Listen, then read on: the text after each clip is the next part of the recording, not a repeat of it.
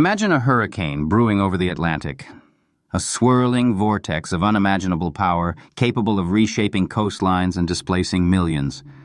Now picture a single butterfly, its wings flapping gently in a Brazilian rainforest. Seemingly unrelated, these two events might be more intimately linked than you could ever suspect.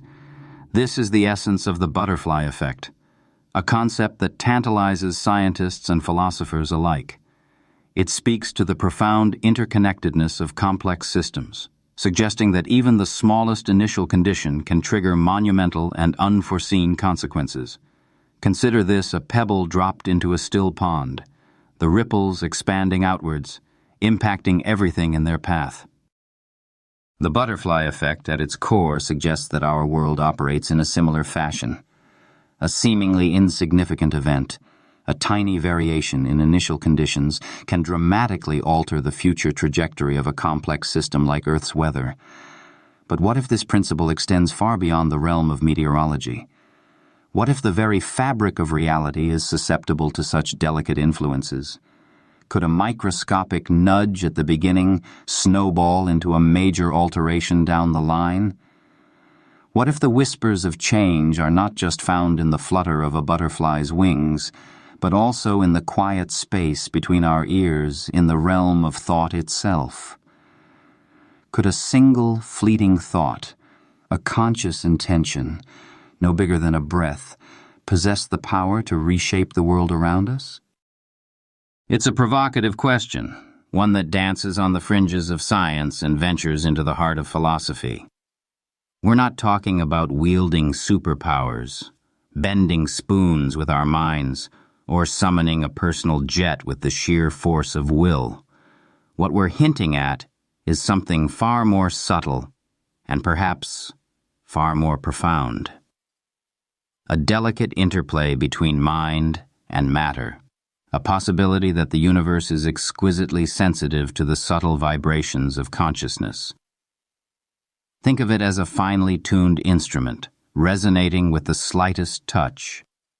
Could our thoughts act as that touch, creating ripples in the quantum foam that underlies reality itself? It's a question that has haunted thinkers for centuries and one that modern science is only beginning to grapple with. This is not about magical thinking or wishful fantasies. It is about daring to explore the boundaries of what we know, about questioning the fundamental assumptions that shape our understanding of the universe. It's about acknowledging the vastness of the unknown and venturing into the shadows where science and speculation intertwine. Prepare yourself, because we are about to embark on a journey into the depths of reality itself.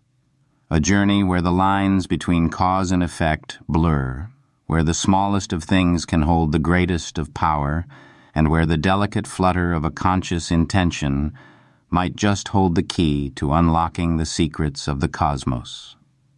The scale of the mystery we're about to unravel is astronomical. From the subtle vibrations of consciousness, we now turn to a world where order gives way to apparent randomness, where the predictable unravels, and where the slightest nudge can trigger a cascade of unforeseen events. Welcome to the realm of chaos theory.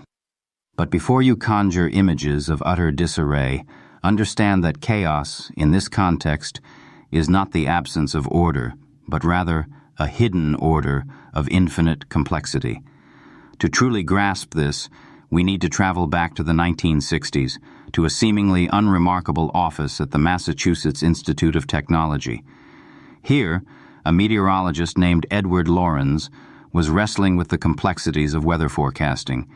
Lorenz, a pioneer in the field of numerical weather prediction, had built a simplified computer model to simulate atmospheric conditions. One day, while rerunning a simulation, he took a shortcut. Instead of starting from scratch, he decided to begin midway through, using data printed from a previous run. He entered the numbers, expecting to see a forecast mirroring the earlier simulation. What happened next would change our understanding of the universe forever. The new forecast diverged wildly from the original. Initially, the differences were subtle, but within hours the two simulations bore no resemblance to each other. A storm that had been predicted to rage across the continent simply vanished in the second run.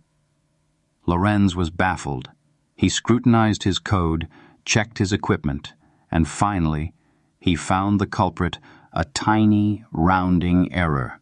The computer stored numbers to 6 decimal places, but Lorenz, in his shortcut, had only entered 3.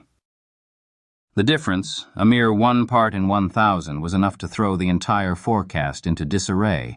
It was as if a whisper had rewritten the script of reality. This seemingly insignificant discrepancy led Lorenz to a profound realization. Certain complex systems, like the weather, exhibit an extreme sensitivity to initial conditions. This means that even the smallest change in the starting point can lead to drastically different outcomes down the line. He famously asked, "Does the flap of a butterfly's wings in Brazil set off a tornado in Texas?" And thus, the butterfly effect was born.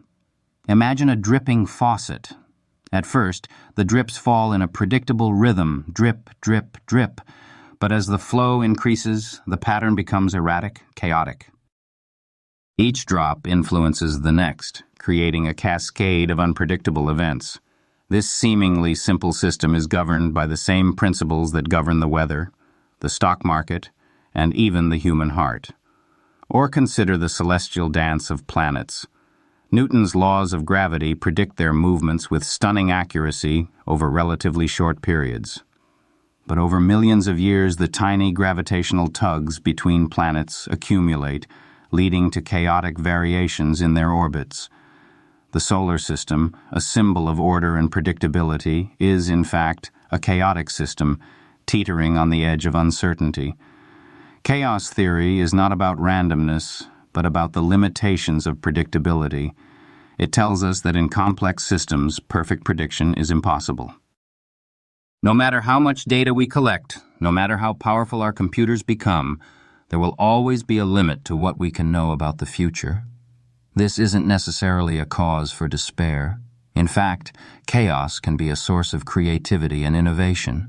It's the engine that drives evolution, the force that shapes artistic expression, and the spark that ignites scientific discovery. Without chaos, the universe would be a sterile, predictable place, devoid of surprise and wonder. So, as we contemplate the possibility that our thoughts might influence reality, let's keep in mind the lessons of chaos theory. Even the smallest intention, the most fleeting thought, could, in theory, set off a chain of events with far-reaching consequences. The challenge, of course, is to unravel the intricate web of cause and effect, to understand how these subtle influences might operate. But before we delve deeper into the potential influence of consciousness, we must first explore the bizarre and counterintuitive world of quantum mechanics, where the very fabric of reality behaves in ways that defy our everyday understanding. The rules are different there, the possibilities seemingly endless. From the realm of the butterfly's wing and the unpredictability of weather systems, we now plunge into a universe so alien, so fundamentally at odds with our everyday experience, that it has been described as nothing less than a rabbit hole. Welcome to the quantum world. A domain where the rules of physics are not just bent, they are shattered. Where cause and effect become blurred and the very act of observation seems to alter the reality being observed. Prepare to abandon your common sense, because down here, the familiar laws of the macroscopic world simply do not apply. Imagine, if you will, a world where a single particle can be in multiple places at the same time. A world where objects can pass through solid barriers as if they weren't even there. A world where the very act of looking changes what you see. This is not science fiction. This is the reality described by quantum mechanics, the science that governs the universe at its most fundamental level. But how did we arrive at this astonishing and bewildering understanding? The story begins in the late 19th and early 20th centuries, as scientists began to probe the nature of light and matter with ever-increasing precision. They were driven by a desire to understand the fundamental building blocks of reality, the smallest indivisible units that make up everything we see around us. What they discovered was a world stranger and more fascinating than they could ever have imagined. One of the key figures in this revolution was Max Planck, a German physicist who, in 1900, made a groundbreaking discovery about the nature of energy. Planck was studying the spectrum of light emitted by heated objects, a phenomenon known as black body radiation. Classical physics couldn't explain the observed spectrum, leading to a theoretical catastrophe known as the ultraviolet catastrophe. Planck, in a stroke of genius, proposed that energy was not emitted continuously, but rather in discrete packets, which he called quanta. It was as if energy came in tiny, indivisible chunks, like grains of sand, rather than a continuous flow like water.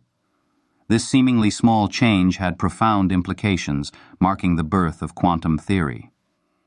Then came Niels Bohr, a Danish physicist who applied Planck's quantum ideas to the structure of the atom.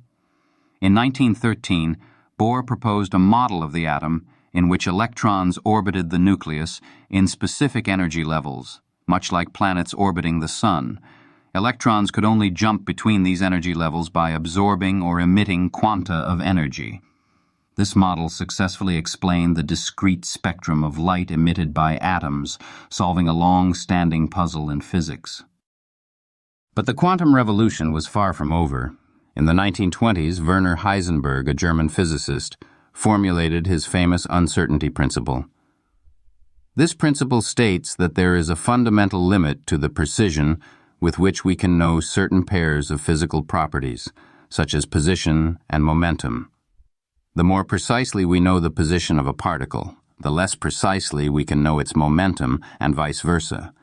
This is not simply a limitation of our measuring instruments. It is a fundamental property of the universe itself.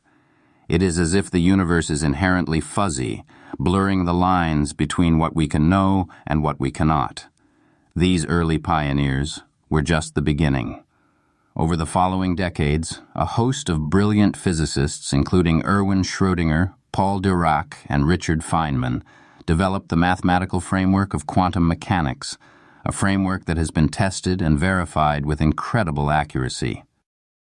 But what does all of this mean? What are the implications of quantum mechanics for our understanding of reality? Perhaps the most mind-bending concept in quantum mechanics is superposition. This is the idea that a quantum particle, such as an electron, can exist in multiple states at the same time. It is as if the electron is a blurry cloud of possibilities, existing in all possible states until we make a measurement. Only when we observe the electron does it collapse into a single definite state. Imagine a coin spinning in the air. Before it lands, it is neither heads nor tails. It is in a superposition of both states simultaneously. Only when it lands does it become definitely heads or definitely tails. Quantum particles behave in a similar way, existing in a superposition of states until they are measured. Another bizarre quantum phenomenon is quantum tunneling. This is the ability of a particle to pass through a barrier, even if it does not have enough energy to overcome it, according to classical physics. It is as if the particle simply disappears on one side of the barrier and reappears on the other side, without ever having to go over or around it. Imagine throwing a ball at a wall. Normally the ball would bounce back, but in the quantum world, there is a small probability that the ball could tunnel through the wall and appear on the other side. This probability is usually incredibly small, but it is not zero. These concepts may seem strange and counterintuitive, and indeed they are. They challenge our everyday understanding of cause, effect, and existence itself. But they are also supported by a wealth of experimental evidence. Quantum mechanics is one of the most successful theories in the history of science, providing a framework for understanding everything from the behavior of atoms to the structure of the universe. But here's the kicker. While quantum mechanics excels at describing the behavior of the very small, it leaves us with some profound philosophical questions. What does it mean for a particle to be in multiple states at once? What happens when we make a measurement? Does our act of observation somehow create reality? These are questions that have puzzled physicists and philosophers for decades, and they lie at the heart of the connection between quantum mechanics and consciousness, a connection we are just beginning to explore. The quantum world is a realm of endless possibilities where the familiar rules of reality are suspended and where the very nature of existence is called into question. It is a world that challenges our assumptions, stretches our imaginations, and forces us to confront the deepest mysteries of the universe. And it is in this world that we must search for clues to the tantalizing possibility that our thoughts, those fleeting whispers of consciousness, might somehow influence the very fabric of reality.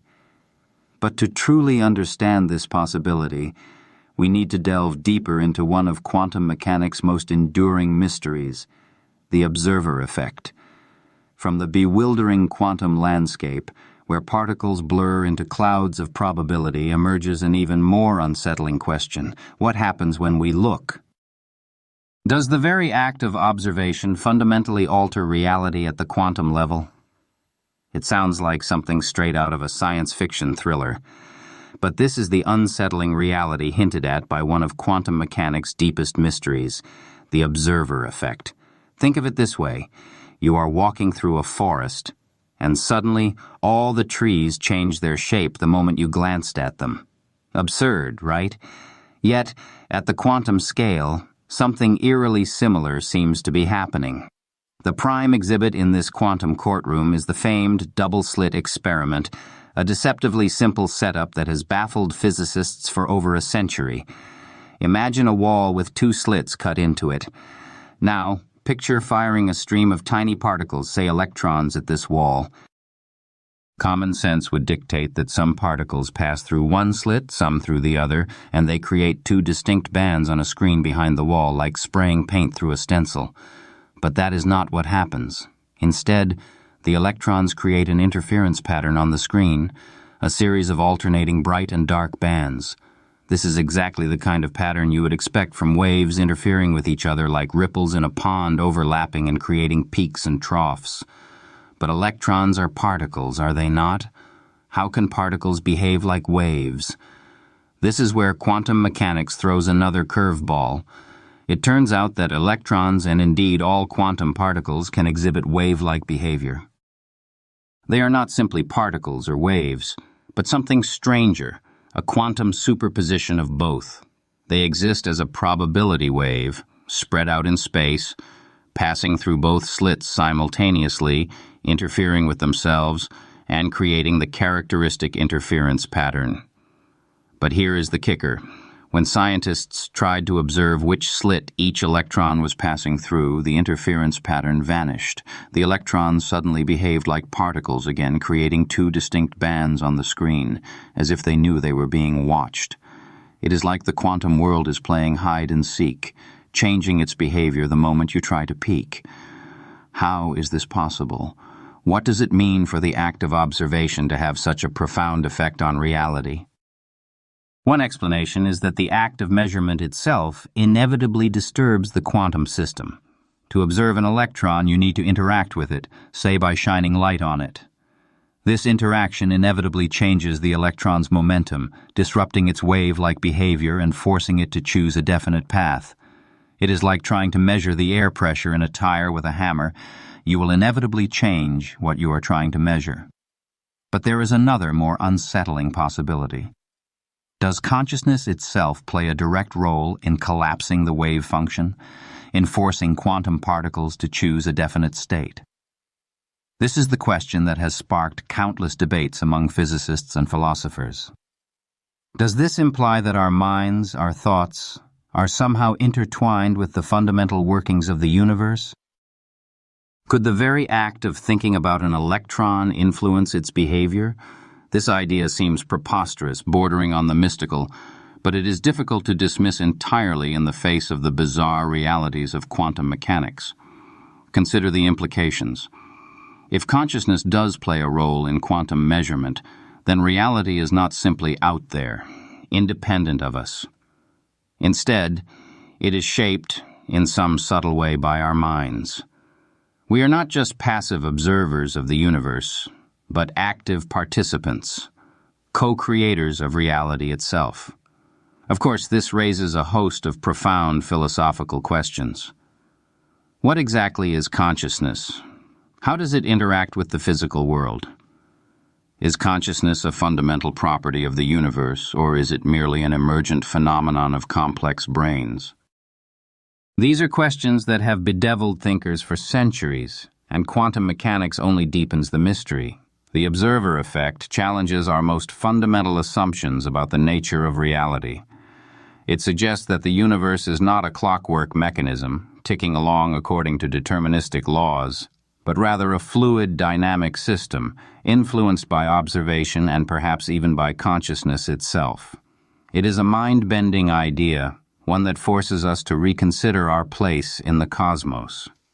But before we jump to conclusions about the power of the mind, we must delve deeper into the enigmatic nature of consciousness itself. What is this subjective experience that shapes our perception of reality? And could it truly be the missing link connecting the quantum world to our perceived existence?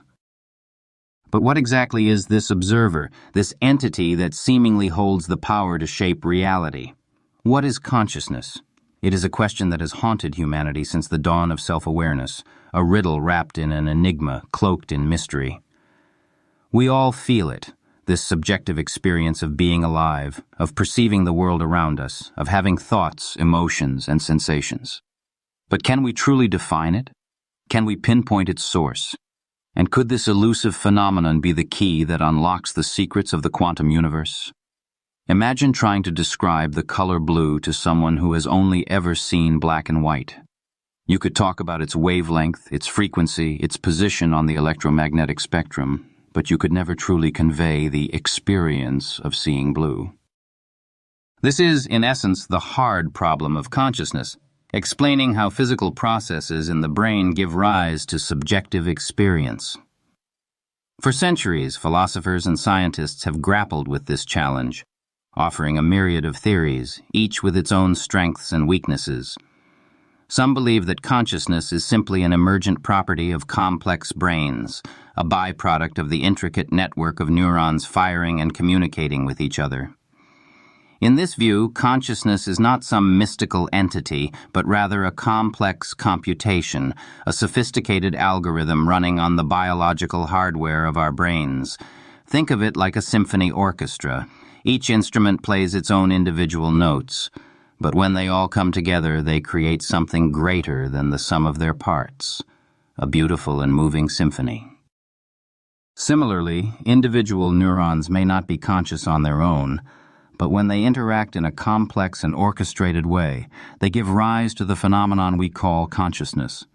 But is it really that simple? Can consciousness be reduced to a mere collection of electrical and chemical signals? Many argue that this explanation falls short, that it fails to capture the richness and depth of subjective experience. There is a something it is like to be conscious, a feeling of being present, of being aware, that cannot be fully explained by purely physical terms. Perhaps consciousness is not simply an emergent property of complex brains, but something more fundamental, something that exists independently of physical matter. This is the view held by proponents of dualism, the idea that the mind and body are separate and distinct entities. In this view, consciousness is not created by the brain, but rather interacts with it, using it as a vehicle to experience the physical world. Consider the possibility that consciousness is like a radio receiver, tuning into a pre-existing signal. The brain, in this analogy, is not the source of consciousness, but rather the instrument that allows us to perceive it.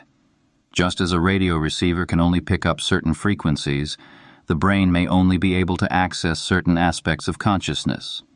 But if consciousness is not simply a product of the brain, where does it come from? Some philosophers and scientists speculate that consciousness may be a fundamental property of the universe itself, like gravity or electromagnetism. In this view, everything in the universe, from the smallest atom to the largest galaxy, possesses some degree of consciousness, however rudimentary it may be. Imagine the universe as a vast ocean of consciousness, with each individual being a wave on its surface. Each wave is unique with its own shape and form, but it is also part of the larger ocean, connected to everything else. Similarly, individual minds may be distinct, but they are also part of a larger, universal consciousness. This idea, known as panpsychism, has gained renewed attention in recent years, as scientists struggle to explain the mysteries of consciousness. It is a controversial theory, to be sure, but it offers a tantalizing possibility that consciousness is not limited to complex brains, but is woven into the very fabric of reality. The enigma of consciousness remains one of the greatest challenges facing science and philosophy today. We may not yet have all the answers, but the quest to understand consciousness is leading us down unexpected paths, forcing us to reconsider our most fundamental assumptions about the nature of reality. Could it be that consciousness is not just a product of the brain, but the missing link connecting the quantum world to our perceived reality?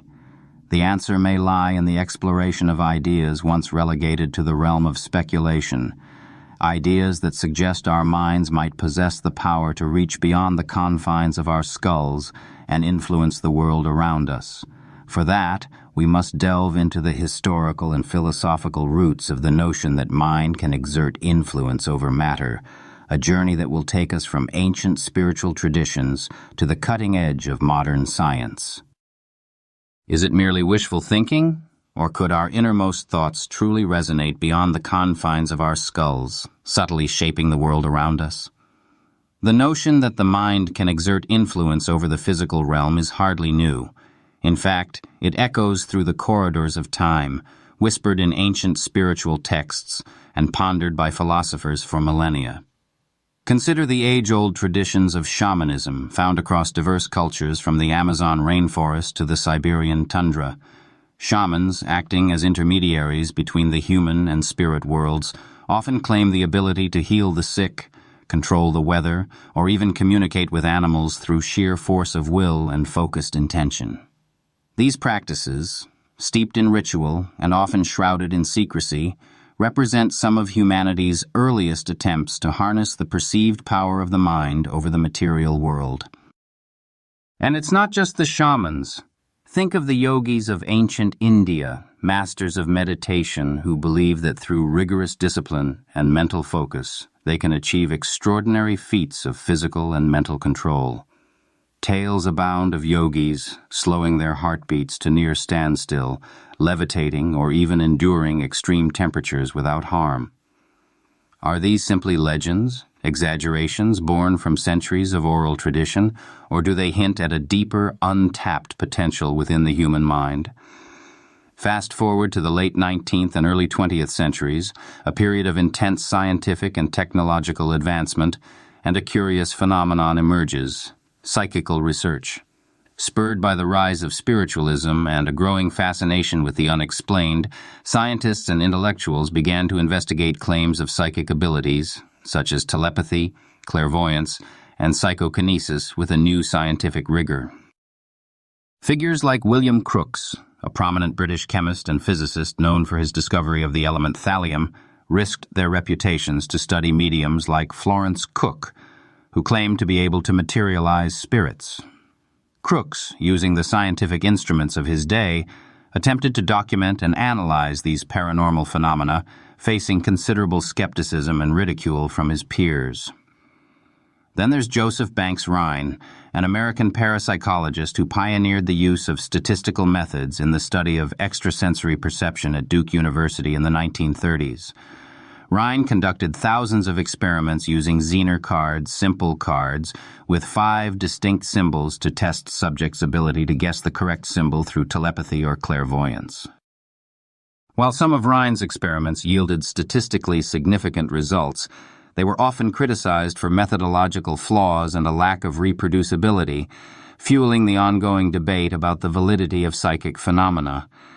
But what about psychokinesis, the alleged ability to influence physical objects with the power of the mind alone?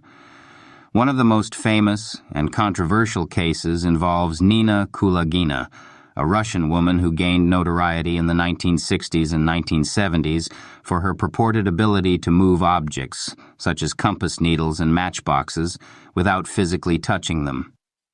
Films and demonstrations of Kulagina's abilities captivated the public, but also drew intense scrutiny from skeptical scientists who questioned the authenticity of her feats, suggesting possible trickery or hidden mechanisms.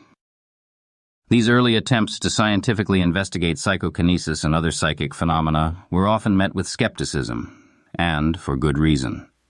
The results were inconsistent, the methodologies were often flawed, and the potential for fraud was always present.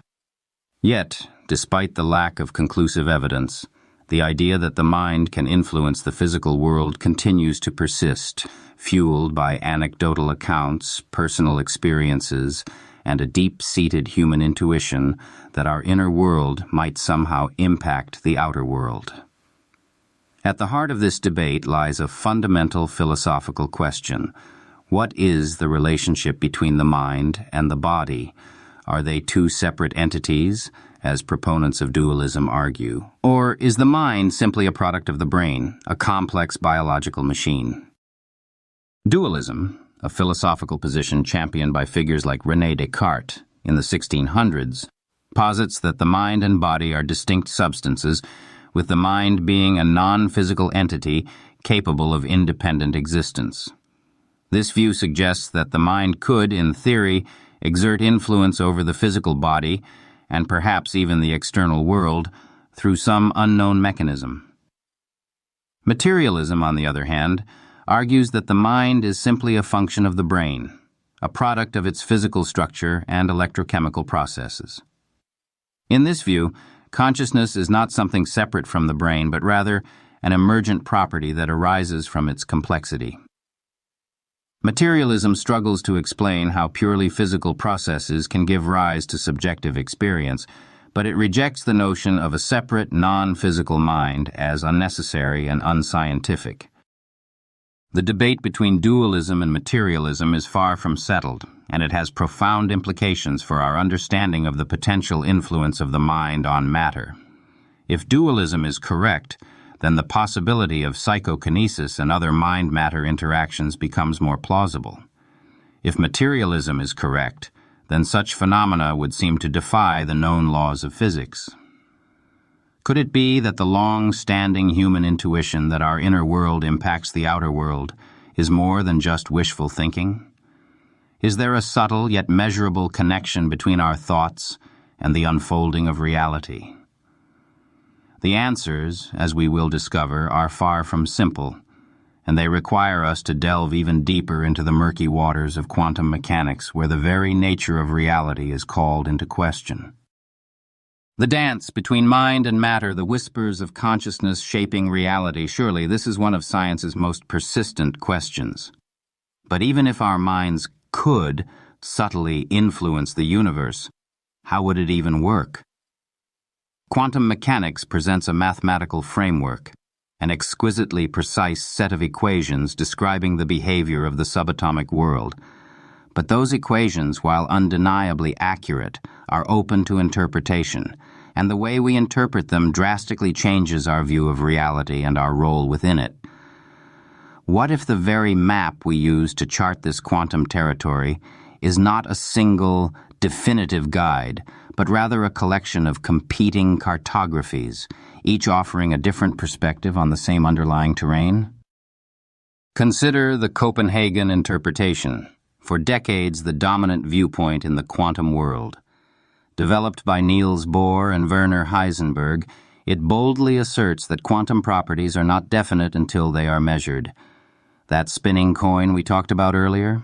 It's neither heads nor tails until we actually look at it, until the act of observation forces it to choose a state. The wave function, that mathematical description of all possible states, collapses into a single concrete reality upon measurement. But who, or what, does the measuring?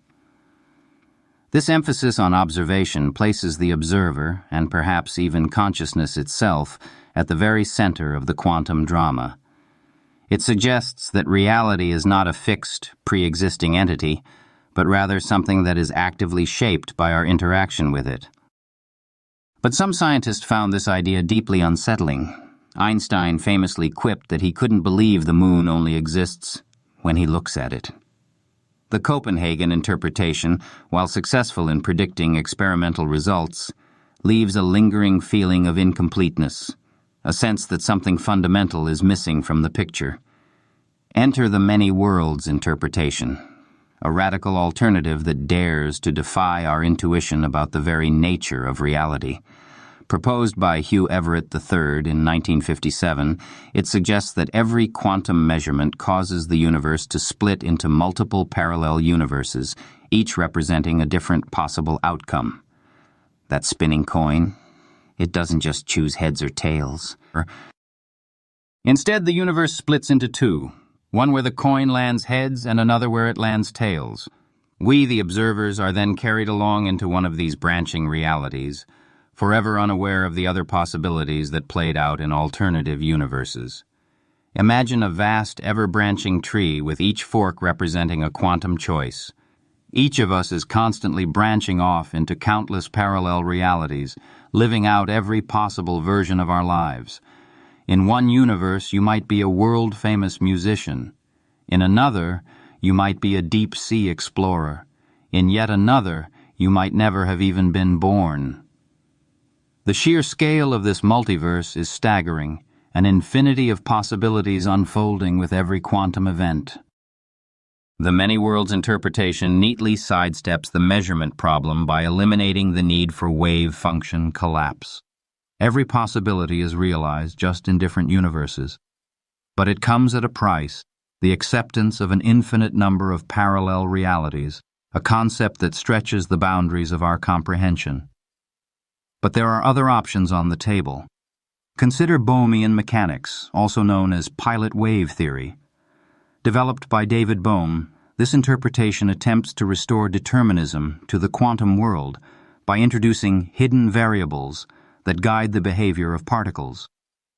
In this view, particles are not simply waves of probability, but rather definite objects with definite positions guided by a quantum wave that permeates the entire universe. Think of it like a surfer riding a wave. The surfer is the particle, and the wave is the quantum potential, guiding its movement through space. The hidden variables are the precise initial conditions of both the particle and the pilot wave, determining its trajectory with absolute certainty. Bohmian mechanics offers a compelling alternative to the Copenhagen interpretation and the many worlds hypothesis, providing a deterministic picture of the quantum world. But it too has its challenges. The hidden variables are inherently unobservable, and the theory requires a preferred frame of reference, a universal now that seems to contradict Einstein's theory of relativity. So, which interpretation is correct? The truth is we don't know. All three interpretations, along with many others, are mathematically consistent with the predictions of quantum mechanics. They all accurately describe the behavior of the subatomic world, but they offer radically different perspectives on the nature of reality itself. The Copenhagen interpretation emphasizes the role of the observer, suggesting that consciousness may play a fundamental role in shaping reality. The many worlds hypothesis posits the existence of an infinite number of parallel universes. Bohmian mechanics attempts to restore determinism to the quantum world. The choice of which interpretation to embrace is often a matter of personal philosophy, a reflection of our own deeply held beliefs about the nature of existence. But what if there's a way to see through the haze? What if there's a critical, unresolved issue where thought could theoretically play a pivotal role? The question now becomes, what precisely causes a quantum system's wave function representing all possibilities to collapse into one definite state? That question brings us to the very heart of the measurement problem. So, we've explored the interpretations, these maps of the quantum world, but a nagging question remains. What, in the cold, hard language of physics, actually triggers the collapse of the wave function? What makes that spinning quantum coin finally land on heads or tails? This, my friends, is the quantum measurement problem, and it's a Gordian knot that has stumped some of the brightest minds in science for nearly a century. Is it something special about the act of measurement itself? Does the introduction of an observer, a conscious being, somehow force the quantum system to make a choice? Or is there a more mundane, purely physical explanation? The truth is, we don't know for sure. But let's examine the leading contenders in this scientific whodunit. First up, we have environmental decoherence. Imagine that quantum coin spinning in a vacuum, perfectly isolated from the outside world. In this ideal scenario, it can remain in a state of superposition indefinitely. But in the real world, such perfect isolation is impossible. The coin will inevitably interact with its surroundings, with air molecules, photons of light, even the faint cosmic microwave background radiation left over from the Big Bang.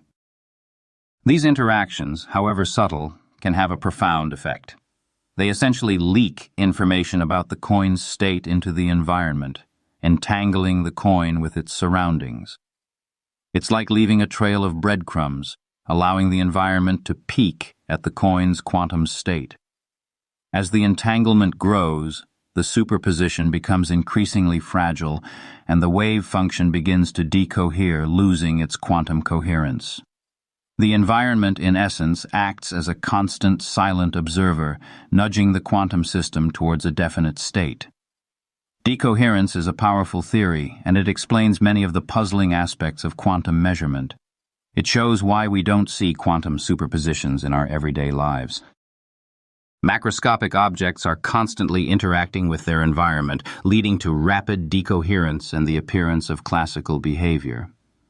But decoherence doesn't solve the measurement problem entirely.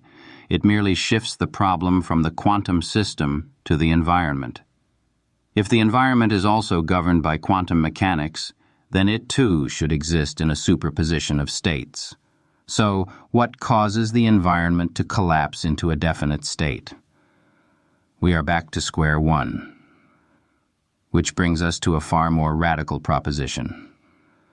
What if consciousness itself plays a role in the collapse of the wave function? What if the act of conscious observation is the missing ingredient that forces quantum systems to choose a definite state? This idea, while highly controversial, has been championed by a number of prominent physicists and philosophers. One of the most notable proponents of this view was Eugene Wigner, a Nobel laureate in physics, who argued that consciousness is the ultimate measuring device. Wigner believed that the laws of quantum mechanics apply to all physical systems, including the brain. But he also argued that consciousness is something fundamentally different from physical matter, a non-physical entity that can interact with the quantum world. Imagine, Wigner suggested, an experiment in which a friend observes a quantum system, such as a radioactive atom, that has a 50-50 chance of decaying. According to quantum mechanics, the atom exists in a superposition of decayed and undecayed states until it is observed. But what about your friend? Before you ask them about the outcome, are they also in a superposition of having observed a decayed atom and having observed an undecayed atom? Wigner argued that this is absurd.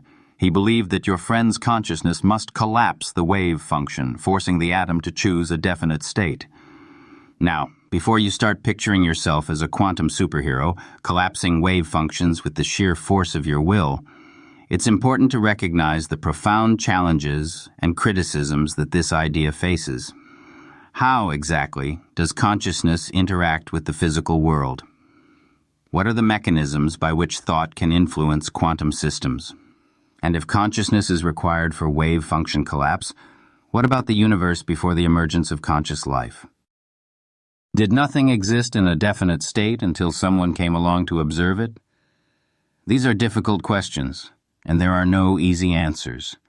Many physicists dismiss the idea of consciousness playing a role in wave function collapse as unscientific, arguing that it introduces unnecessary complexity and relies on poorly defined concepts. They point to the lack of any experimental evidence supporting such a connection and emphasize the importance of seeking purely physical explanations. Perhaps there's a more subtle, yet universal process we haven't discovered yet, a continuous, unbroken evolution of the quantum world. Is measurement merely another quantum interaction? The debate rages on, with physicists and philosophers fiercely divided on the issue. But regardless of where you stand on this debate, one thing is clear. The quantum measurement problem highlights a critical unresolved issue in our understanding of the universe. What precisely causes the collapse of the wave function? Is it simply a matter of environmental interaction, or does consciousness play a more fundamental role? It's a question that strikes at the very heart of reality and suggests that thought, that seemingly ephemeral flicker of consciousness, could theoretically be an unappreciated factor in the unfolding drama of existence.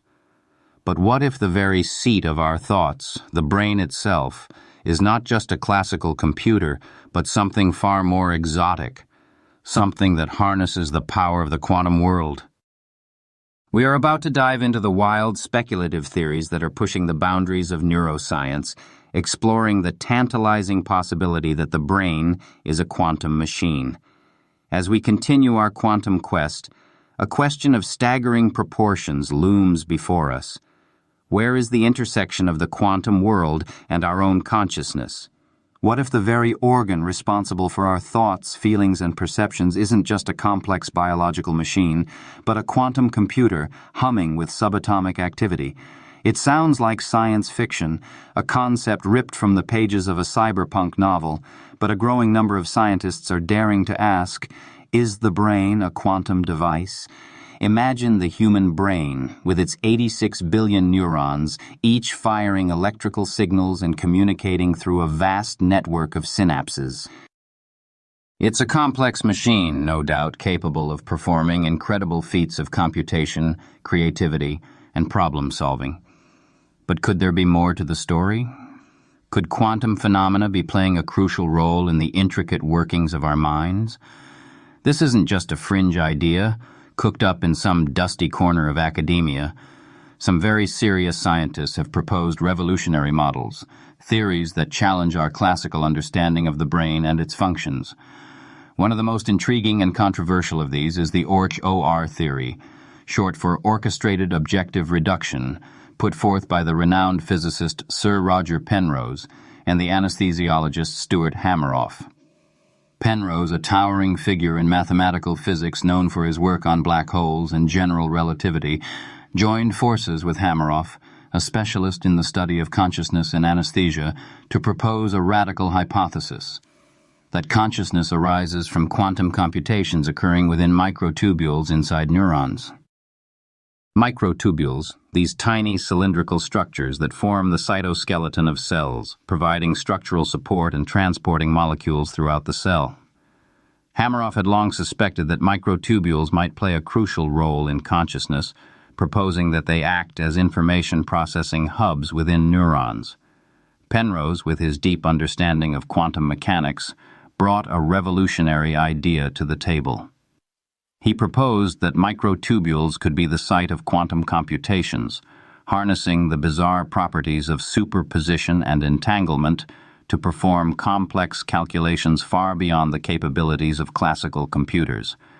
Think of microtubules as miniature quantum processors, each performing its own quantum calculations and communicating with each other through quantum entanglement. According to the OR theory, these quantum computations are orchestrated by a process called objective reduction, a self-collapsing wave function that, according to Penrose, is tied to the very structure of space-time. When the quantum computations reach a critical threshold, the wave function collapses, resulting in a moment of conscious awareness. It's a breathtakingly ambitious theory, linking consciousness to the deepest levels of reality, to the quantum fabric of space-time itself. But as you might imagine, it is far from universally accepted. Critics point to the fact that the brain is a warm, wet, and noisy environment, hardly conducive to delicate quantum phenomena. Quantum states are notoriously fragile, easily disrupted by interactions with the environment, a phenomenon known as decoherence. How could the brain, with its constant electrical activity and chemical reactions, possibly maintain the quantum coherence necessary for OR to work? Proponents of the theory argue that microtubules may possess special properties that protect quantum states from decoherence. They point to experimental evidence suggesting that microtubules can indeed support quantum coherence under certain conditions. For example, research has shown that microtubules can exhibit coherent vibrations, suggesting that they may be able to maintain quantum states for longer periods than previously thought. Furthermore, some scientists speculate that the brain may have evolved mechanisms to actively shield quantum states from decoherence, creating quantum-protected zones within neurons. Perhaps specialized proteins or molecules act as quantum insulators, preventing environmental noise from disrupting the delicate quantum computations within microtubules. And could our very thoughts themselves be quantum processes, inherently linked to the fundamental workings of the universe described by quantum mechanics? If OR is correct, then our conscious experiences are not simply the result of classical computations in the brain, but rather the manifestation of quantum processes occurring at the subatomic level. It's a tantalizing possibility, suggesting that our minds are far more deeply connected to the quantum world than we ever imagined. It raises profound questions about the nature of consciousness, the relationship between mind and matter, and the very fabric of reality itself. One thing is certain. The idea that the brain might be a quantum computer is a controversial one. It is pushing the boundaries of neuroscience and challenging our classical understanding of the mind. Whether OR or other quantum theories of consciousness ultimately prove to be correct remains to be seen. But the very fact that scientists are daring to ask these questions, to explore the possibility of quantum phenomena in the brain, is a testament to the power of human curiosity and our relentless quest to understand the mysteries of the universe. But this raises even more startling questions. Could the mind be a transmitter, broadcasting those quantum computations out into the world? Could a group of minds working in concert create a symphony of influence, a collective consciousness capable of subtly altering the physical world? From the quantum dance within our brains, might consciousness extend its influence beyond the confines of our skulls? Could individual minds focused in unison generate a measurable impact on the physical world? It sounds like the stuff of science fiction, but a dedicated group of scientists are exploring just such a possibility, probing the whispers of a potential global consciousness. Imagine for a moment the collective human experience. Think of monumental global events, moments that captivate the attention of billions across the planet. The inauguration of a president, a devastating earthquake, a global sporting event, the Super Bowl, the Olympics. These are times when human emotion runs high, when millions, even billions of minds are focused on a single shared experience. Could these moments of collective attention, of shared emotion, leave a mark on the very fabric of reality? That's the central question driving the Global Consciousness Project, an ambitious, decades-long experiment that spans the globe. The project, spearheaded by Dr. Roger Nelson, operates a network of physical random number generators scattered across locations worldwide. These aren't your typical computer programs generating random numbers. These are physical devices relying on quantum processes to produce truly unpredictable sequences of ones and zeros. Here's the premise. In a truly random system, the output of a random number generator should be completely unpredictable. There should be no patterns, no correlations, no deviations from chance. But what if, during moments of intense global attention, collective human emotion subtly influences these random systems, creating tiny anomalies in the data? Could these anomalies serve as a fingerprint of a shared consciousness field, a testament to the interconnectedness of human minds? Since 1998, the Global Consciousness Project has been collecting data from its network of random number generators, meticulously analyzing the output for correlations during major global events. And what they found is intriguing. On several occasions, during moments of intense global focus, the random number generators have exhibited statistically significant deviations from chance. the data appears to become more ordered, less random, as if something is influencing the underlying quantum processes. Take, for instance, the events of September 11th, 2001. As the world watched in horror as the Twin Towers collapsed in New York City, the Global Consciousness Project's random number generators spiked, exhibiting a level of non-randomness far exceeding what would be expected by chance. Similar anomalies have been observed during other major global events, from New Year's Eve celebrations to moments of intense political upheaval. But does this mean that collective human consciousness is directly influencing the output of these random number generators? That's where things get complicated. The Global Consciousness Project's findings have been met with both excitement and skepticism within the scientific community. Critics point to the statistical challenges of analyzing such vast data sets, the potential for confirmation bias, and the difficulty of isolating the effects of consciousness from other potential confounding factors. Imagine trying to find a single grain of sand on a vast beach. That's the challenge faced by the Global Consciousness Project. The anomalies they're looking for are incredibly subtle, and there's always the possibility that they're simply due to random chance or statistical flukes. Furthermore, some critics argue that the project's methodology is not rigorous enough, that the data analysis is not properly controlled for potential biases. However, proponents of the Global Consciousness Project argue that the observed correlations are too consistent and too significant to be dismissed as mere chance. They point to the fact that the anomalies tend to occur during moments of intense global emotion, suggesting a causal link between consciousness and the behavior of the random number generators. Perhaps, they suggest, collective human emotion creates a subtle field, a ripple in the fabric of reality that influences the underlying quantum processes within the random number generators. Or perhaps there's a more mundane explanation, a physical phenomenon that correlates with global events and affects the devices. It is also important to note that the effect size is incredibly small.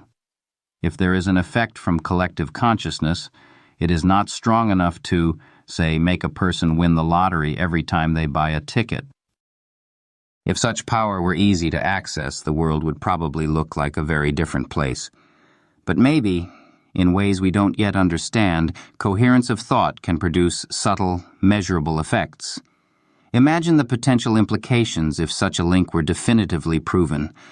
Could we harness the power of collective intention to promote healing, to foster peace, or to address global challenges? Could we develop technologies that amplify the effects of consciousness, creating a more harmonious and interconnected world? The Global Consciousness Project remains a controversial and highly debated experiment, but regardless of its ultimate outcome, it serves as a powerful reminder of the interconnectedness of human minds and the potential for collective consciousness to influence the world around us. It begs the question, is our shared consciousness merely an internal experience, or does it leave a measurable imprint on the universe? And if it does, what are the limits? What are the constraints that prevent us from willing that new sports car into existence? Perhaps, if thought has subtle influence, it operates at probabilistic levels, faint whispers overwhelmed by classical physics. From the whispers of the global network, we now turn our attention inward to the extraordinary capacity of the human mind to heal, to adapt, and to reshape itself.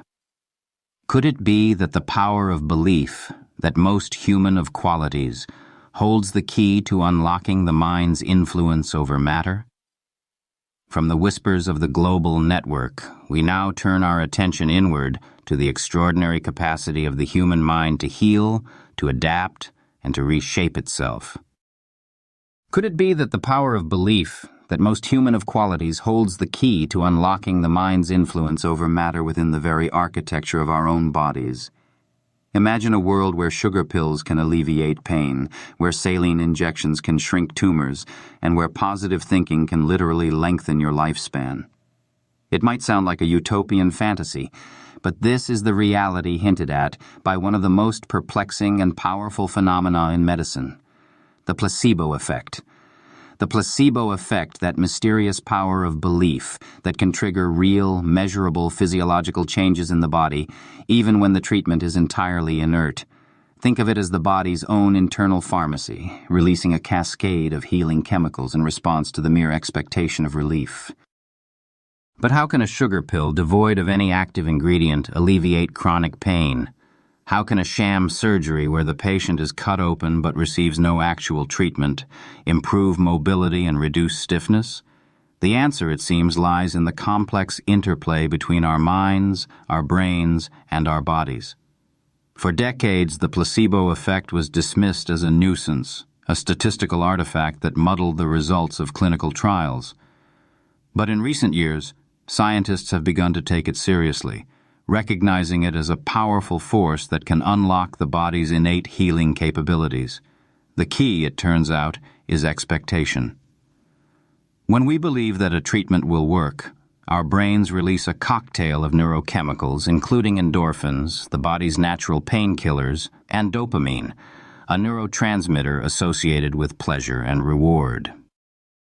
These chemicals can then activate specific brain regions involved in pain modulation, stress reduction, and immune function, leading to real, tangible improvements in physical health. Picture this: a patient suffering from chronic back pain is enrolled in a clinical trial for a new pain medication. They are given a pill, told that it is a powerful pain reliever, and instructed to take it twice a day. Unbeknownst to the patient, the pill is nothing more than a sugar tablet. Yet, remarkably, they experience a significant reduction in their pain levels. Their brain, convinced that they are receiving a real medication, has triggered the release of endorphins, effectively numbing their pain. But the placebo effect is not simply a matter of pain relief. Studies have shown that it can also influence a wide range of other physiological processes, from blood pressure and heart rate to immune function and hormone levels. In one study, patients with Parkinson's disease who received a placebo treatment experienced a surge of dopamine in their brains, similar to that seen with actual medication. In another study, patients with asthma who believed they were receiving a bronchodilator experienced improved lung function even though they were only inhaling a placebo. Perhaps even more astonishing is the growing evidence that the placebo effect can even influence objective measures of disease, such as tumor size and immune cell activity. One groundbreaking study published in The Lancet, one of the world's leading medical journals, found that a placebo treatment could significantly reduce tumor growth in patients with advanced cancer. While this study was certainly controversial, it highlighted the profound impact that our minds can have on our physical health. So what's going on here? How can our beliefs literally alter the course of disease? The answer, it seems, lies in the intricate connections between the brain and the body. Our thoughts, emotions, and beliefs can influence the activity of the nervous system, the endocrine system, and the immune system, all of which play crucial roles in maintaining health and fighting off disease.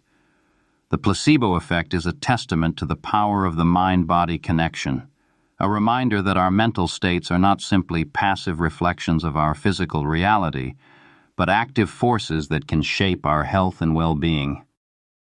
It provides compelling evidence for the tangible effects of our mental states on our physical reality. It demonstrates that our expectations, our beliefs, and our attitudes can have a profound impact on our bodies, influencing everything from pain perception to immune function to even the course of disease. But if belief holds such sway, what about its darker cousin, negative expectation? Can our doubts and fears equally manifest physical ailments? The answer, as we'll soon explore, is a resounding yes. Get ready to confront the nocebo effect, the shadow side of belief, where negative thoughts can trigger a cascade of ill health, revealing that what we dread may, in fact, come to pass. But if belief holds such sway, what about its darker cousin, negative expectation? Can our doubts and fears equally manifest physical ailments? The answer, as we'll soon explore, is a resounding yes. Get ready to confront the nocebo effect, the shadow side of belief, where negative thoughts can trigger a cascade of ill health, revealing that what we dread may in fact come to pass. But even more remarkably, our brain's ability to adapt and change goes far beyond the realm of belief and expectation. What if I told you that your brain is not a static, fixed entity, but a dynamic, ever-evolving organ, constantly rewiring itself in response to your thoughts, experiences, and actions? That's the incredible promise of neuroplasticity, the brain's remarkable capacity to reorganize itself by forming new neural connections throughout life. For centuries, scientists believed that the brain was essentially hardwired, that its structure and function were largely determined by genetics and early childhood experiences. It was thought that once the brain reached adulthood, its capacity for change was severely limited. But this long-held dogma has been shattered by a wealth of new research, revealing that the brain is far more flexible and adaptable than we ever imagined. Think of the brain as a vast, intricate garden with billions of neurons acting as individual plants, connected by a complex network of roots and branches. Just as a gardener can prune, shape, and cultivate a garden to create new pathways and patterns, so too can we shape and cultivate our brains through our thoughts, experiences, and behaviors. How do we achieve this cognitive gardening? The answer lies in the principle of neurons that fire together, wire together. When we repeatedly engage in a particular thought, action, or behavior, the neurons involved in that activity become more strongly connected, forming new neural pathways and strengthening existing ones. Conversely, neurons that are rarely used become weaker and less connected, like plants that wither and die from lack of sunlight. Consider the case of learning a new language.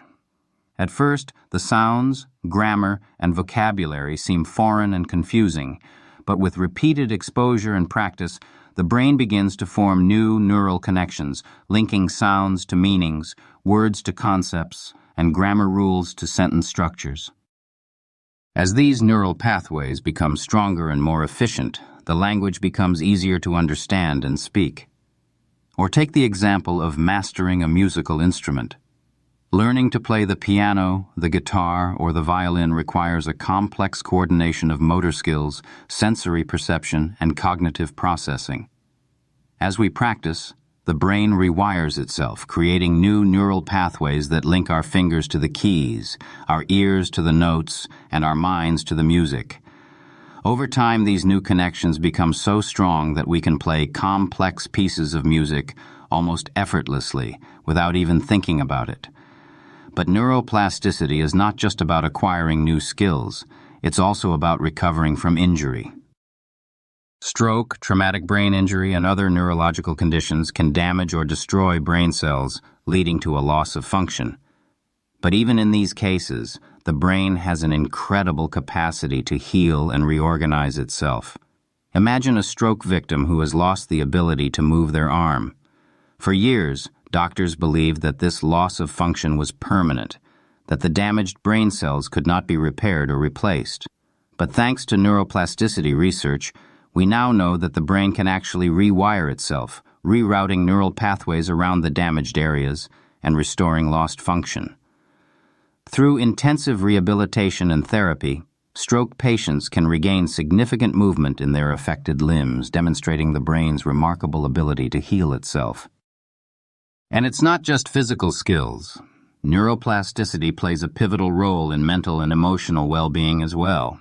Studies have shown that meditation can literally reshape the brain, increasing the size of the prefrontal cortex, the brain region associated with attention, focus, and emotional regulation.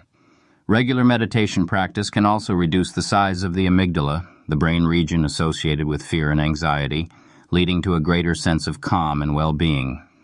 Even recovering from grief can demonstrably alter brain structure and function. So, does this prove that thoughts have the power to reshape physical structures? While confined to the brain, does the established science showing how our mental activity continuously sculpts our neural architecture provide a clue? We know that our thoughts and experiences can sculpt and mold our brains, strengthening some connections and weakening others. It reveals that our minds are not simply passive observers of the world, but active agents in shaping our own neural architecture. It begs the question, if thoughts can change the structure and function of the brain, what else might they be capable of influencing? The implications of this, of course, are staggering. Is the brain ultimately a sculptor's clay, waiting to be molded by the chisel of our minds? Or are there limitations, boundaries that even neuroplasticity cannot overcome? Perhaps to understand the true extent of our mind's reach, we need to look beyond the confines of the skull, to explore the possibility that our thoughts can influence the world around us, not just the world within. But if thoughts can change the structure and function of the brain, what else might they be capable of influencing? Can the power of our minds extend beyond the confines of our skulls, reaching out to touch the world around us? For centuries, this question has been relegated to the realm of speculation and spiritual belief. But what if, just what if, there was a way to put this idea to the test using the tools of rigorous scientific inquiry? Imagine a laboratory filled with sophisticated equipment, scientists meticulously designing experiments, and volunteers focusing their intentions on seemingly mundane tasks. This is not the stuff of science fiction, but the reality of a small but dedicated group of researchers who are daring to explore the possibility of mind-matter interaction through controlled laboratory experiments. These experiments are designed to test whether focused human intention can directly influence physical systems at a distance. And the results, well, they are as intriguing as they are controversial. One of the most common experimental setups involves random number generators, or RNGs. These devices produce streams of random numbers, ones and zeros, governed by quantum processes. The idea is simple. If human intention can influence the physical world, then focused intention might be able to subtly bias the output of a random number generator, causing it to deviate from pure randomness. Participants in these experiments are typically asked to focus their attention on the RNG, intending for it to generate more ones or more zeros. The data is then analyzed to see if there is any statistically significant deviation from what would be expected by chance. Some studies have reported positive results, suggesting that focused intention can indeed influence the output of RNGs. For example, one meta-analysis of multiple RNG experiments found a small but statistically significant effect, indicating that intention can slightly bias the generator's output. However, these findings have been met with skepticism. Critics point out the potential for methodological flaws, such as selection bias, where researchers may unconsciously select for experiments that show positive results. There are also concerns about statistical artifacts and the difficulty of replicating these findings across different laboratories. Then there's the work of Masaru Emoto, the Japanese researcher whose experiments with water crystals gained worldwide attention. Emoto claimed that human thoughts and emotions could influence the crystalline structure of water. He would expose water samples to different words, music, or prayers, then freeze the water and examine the resulting crystals under a microscope. According to Emoto, water exposed to positive words, like love or gratitude, formed beautiful, symmetrical crystals, while water exposed to negative words, like hate or evil, formed ugly, distorted crystals. Emoto's work resonated deeply with many people, sparking a renewed interest in the power of positive thinking. However, his experiments have been widely criticized by the scientific community for lacking proper controls and being highly susceptible to subjective interpretation. Critics point out that the process of photographing water crystals is inherently subjective, and that it is easy for researchers to unconsciously select for images that support their preconceived notions. Furthermore, Emoto never published his results in peer-reviewed scientific journals, making it difficult for other researchers to evaluate the validity of his findings. While his work captured the imagination of millions, it falls far short of meeting the standards of rigorous scientific inquiry. But random number generators and water crystals are not the only systems being investigated. Researchers have also explored the potential for focused intention to influence plant growth. In these experiments, plants are typically divided into two groups, a treatment group and a control group. The treatment group receives focused intention from participants who are asked to visualize the plants growing healthy and strong, while the control group receives no intention. Some studies have reported that plants in the treatment group grow faster, taller, or healthier than plants in the control group, suggesting that focused intention can indeed promote plant growth. However, these findings have also been met with methodological criticisms. Factors such as lighting, temperature, and soil quality can all influence plant growth, and it can be difficult to control for all these variables in a laboratory setting. Furthermore, the act of caring for the plants, even unconsciously, could introduce bias into the results. The world of focused intention experiments is fraught with challenges. Designing rigorous protocols that can definitively isolate and measure the effects of thought on external reality is no easy task. Researchers must carefully control for confounding variables, minimize the potential for bias, and ensure that their experiments are replicable by other scientists. And perhaps most importantly, they must be willing to subject their findings to the scrutiny of peer review, to allow other experts to evaluate the validity of their methods and conclusions. So, can rigorous scientific protocols detect a genuine effect of thought on external reality? Or are these findings statistical artifacts or errors? The jury is still out. While some studies have reported positive results, the evidence remains inconclusive. The methodological challenges are significant, and the potential for bias is ever present.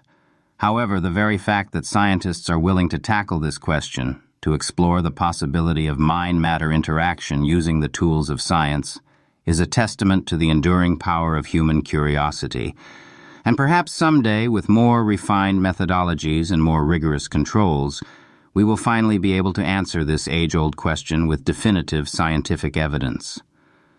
But what if the answers lie not just in the laboratory, but in the very blueprint of life itself?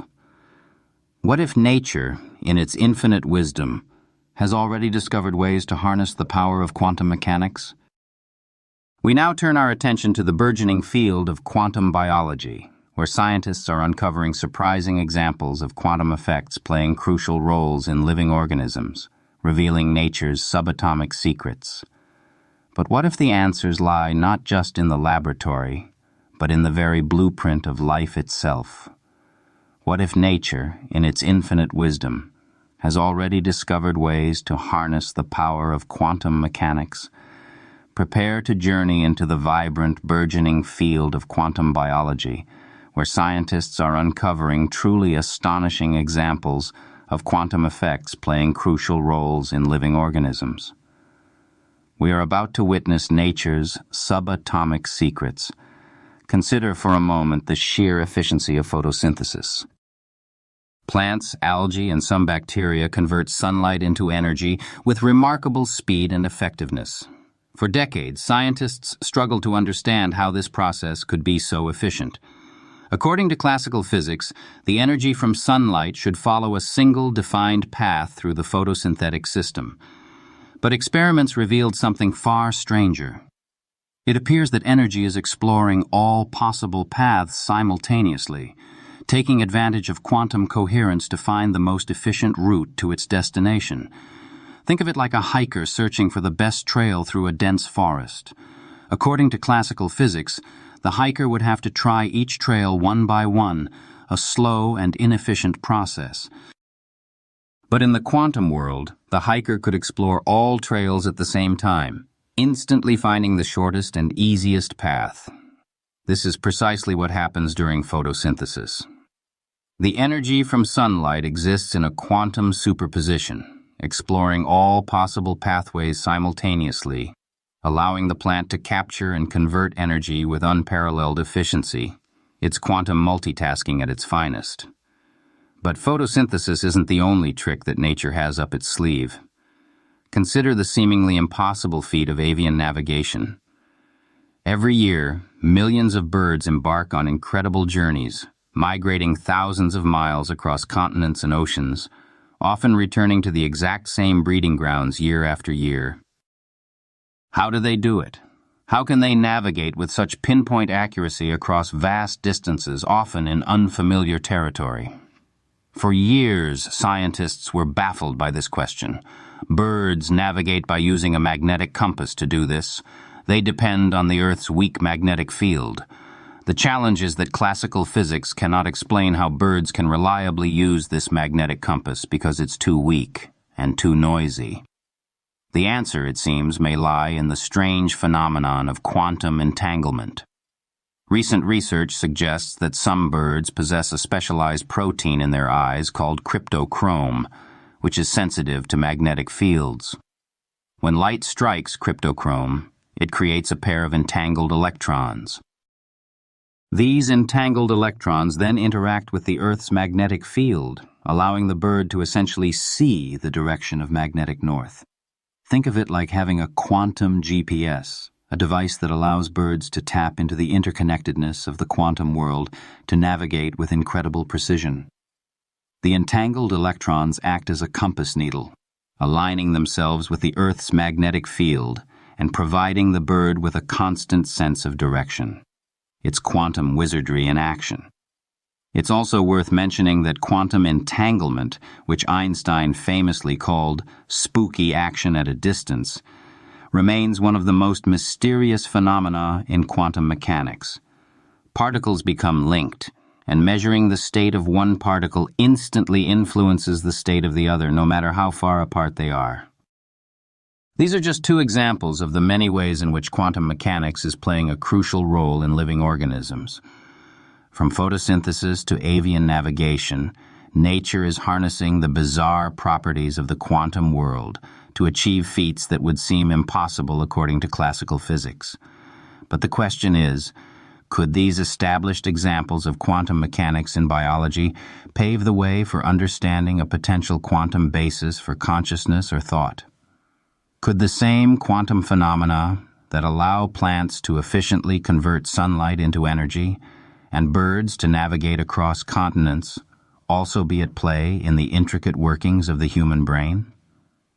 Is it possible that our thoughts, our feelings, and our perceptions are rooted in the quantum world, that our minds are not simply classical computers but quantum machines, capable of harnessing the power of superposition, entanglement, and quantum tunneling? Quantum weirdness, as it turns out, is not just confined to the laboratory. It is an integral part of life itself, making the idea of a quantum mind perhaps not so outlandish after all. The brain is made of organic molecules. Organic molecules interact, do things, and as we know, follow physics, and in particular quantum physics. Quantum entanglement occurs on atomic scales. The brain uses atomic scales to manipulate information. Why wouldn't the brain take advantage of quantum entanglement?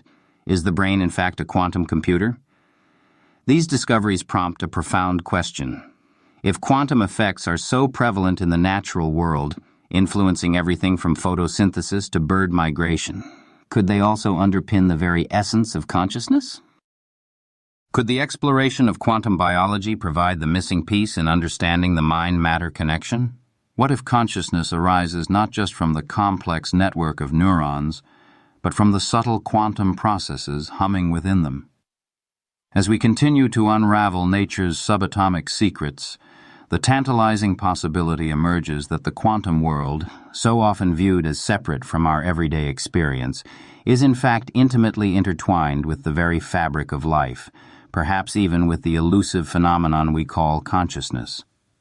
From the established instances of quantum mechanics operating within biological systems, we move to unraveling the concept Einstein famously termed spooky action at a distance. From the established instances of quantum mechanics operating within biological systems, we move to unraveling the concept Einstein famously termed spooky action at a distance. But what made the great genius call it spooky?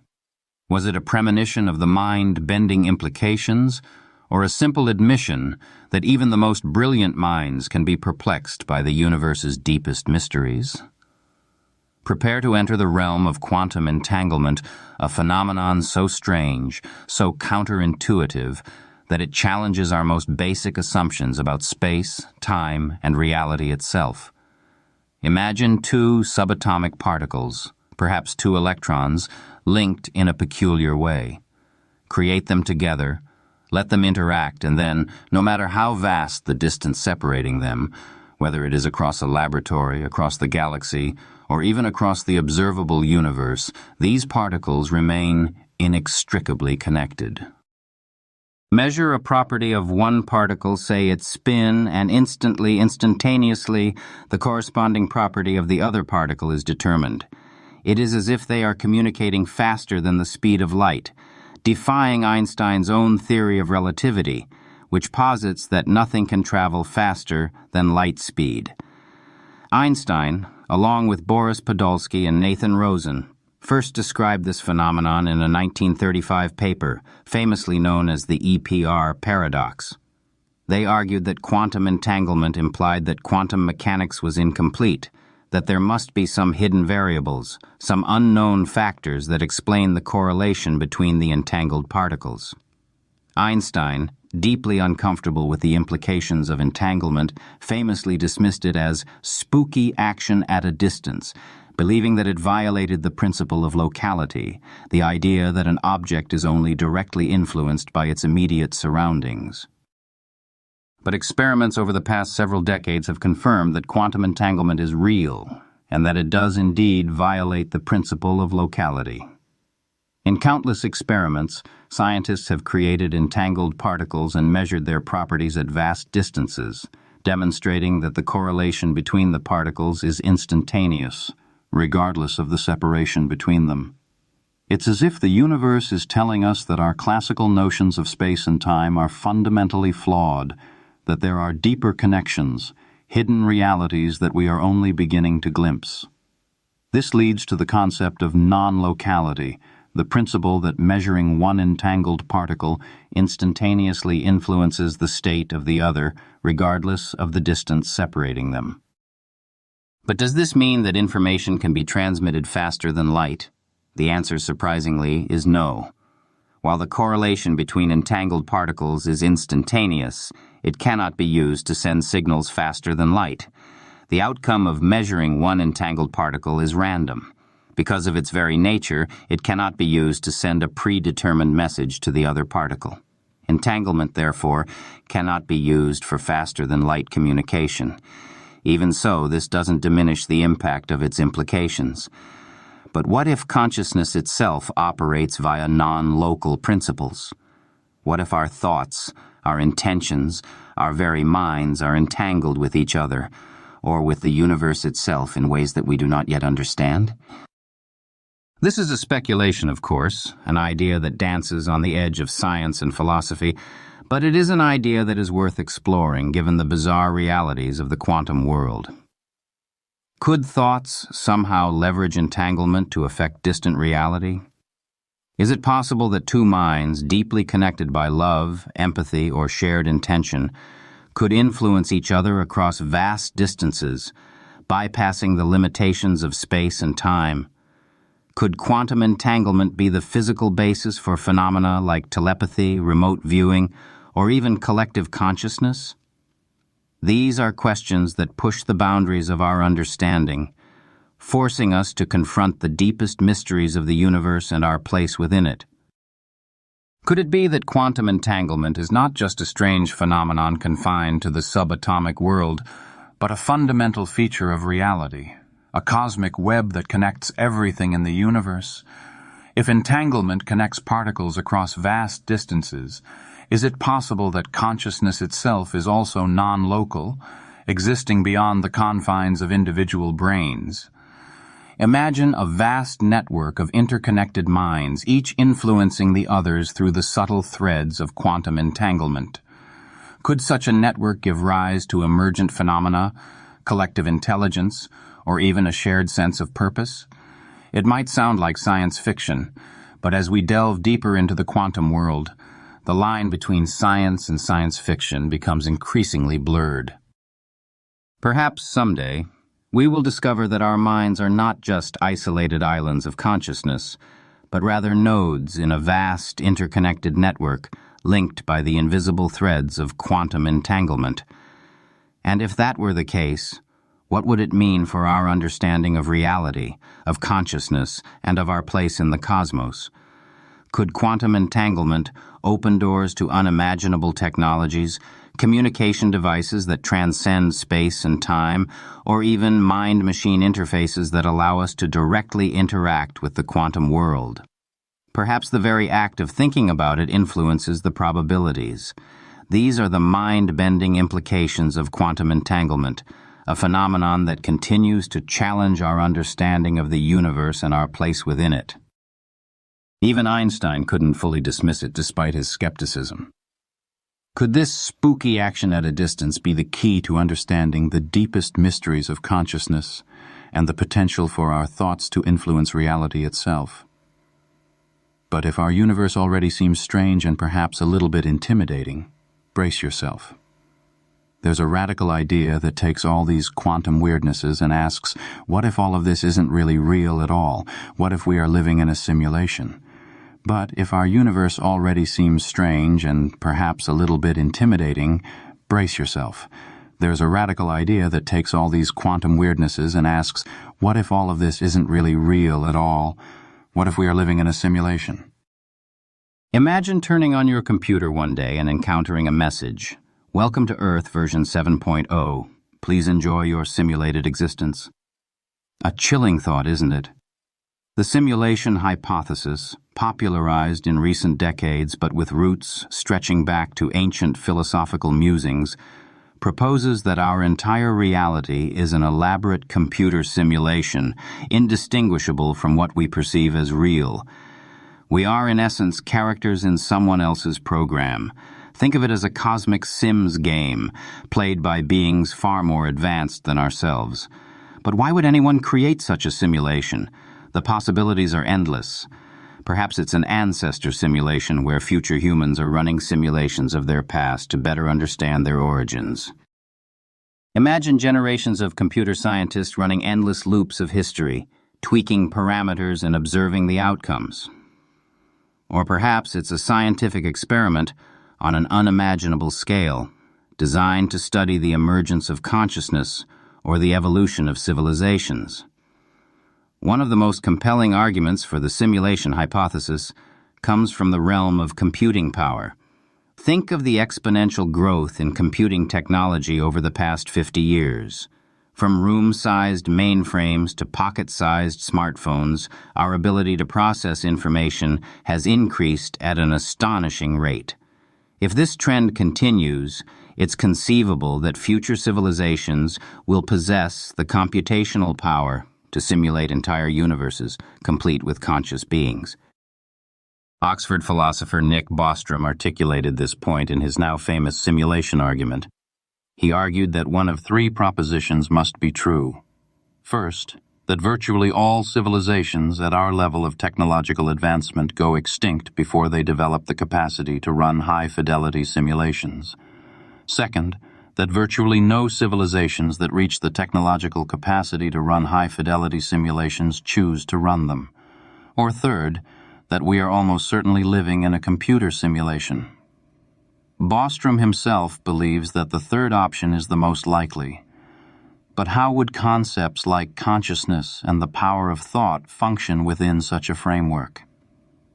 If we are living in a simulation, does that mean that our thoughts are simply pre-programmed lines of code? Or do we possess genuine free will, capable of influencing the simulated world around us? Perhaps consciousness itself is a fundamental property of the simulation, an emergent phenomenon that arises from the complex interactions of simulated beings. In that case, the power of thought might be analogous to a programmer tweaking the code of the simulation, creating subtle changes in the underlying reality. Consider the implications for the observer effect in quantum mechanics.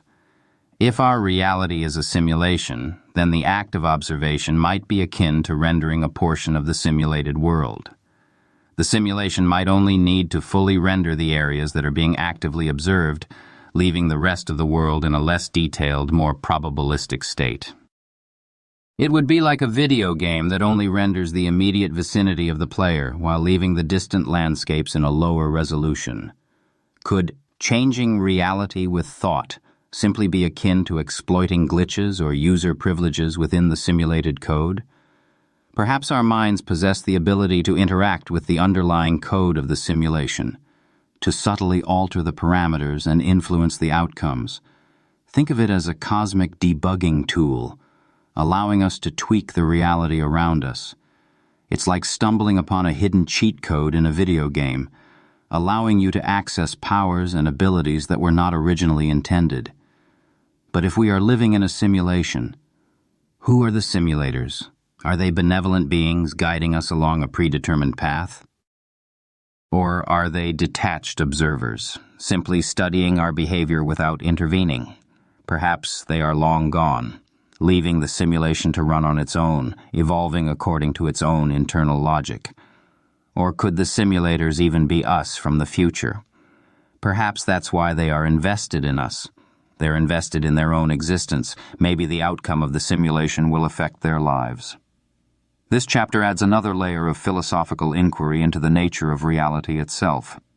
And as we consider this dizzying possibility, we enter into a conversation about the nature of code, the architecture of virtual worlds, and the extent of our own agency. What if seemingly immutable laws of physics aren't laws at all but lines of code written long ago? What would happen if the code contained a bug? What would it look like? As the old adage goes, to err is human, to really foul things up requires a computer. And what if the simulators left back doors into the simulation? This brings us back to the quantum realm. Are there subtle inconsistencies in the quantum world that might point to the existence of a simulation? Are there glitches in the matrix, hidden patterns that reveal the artificial nature of our reality?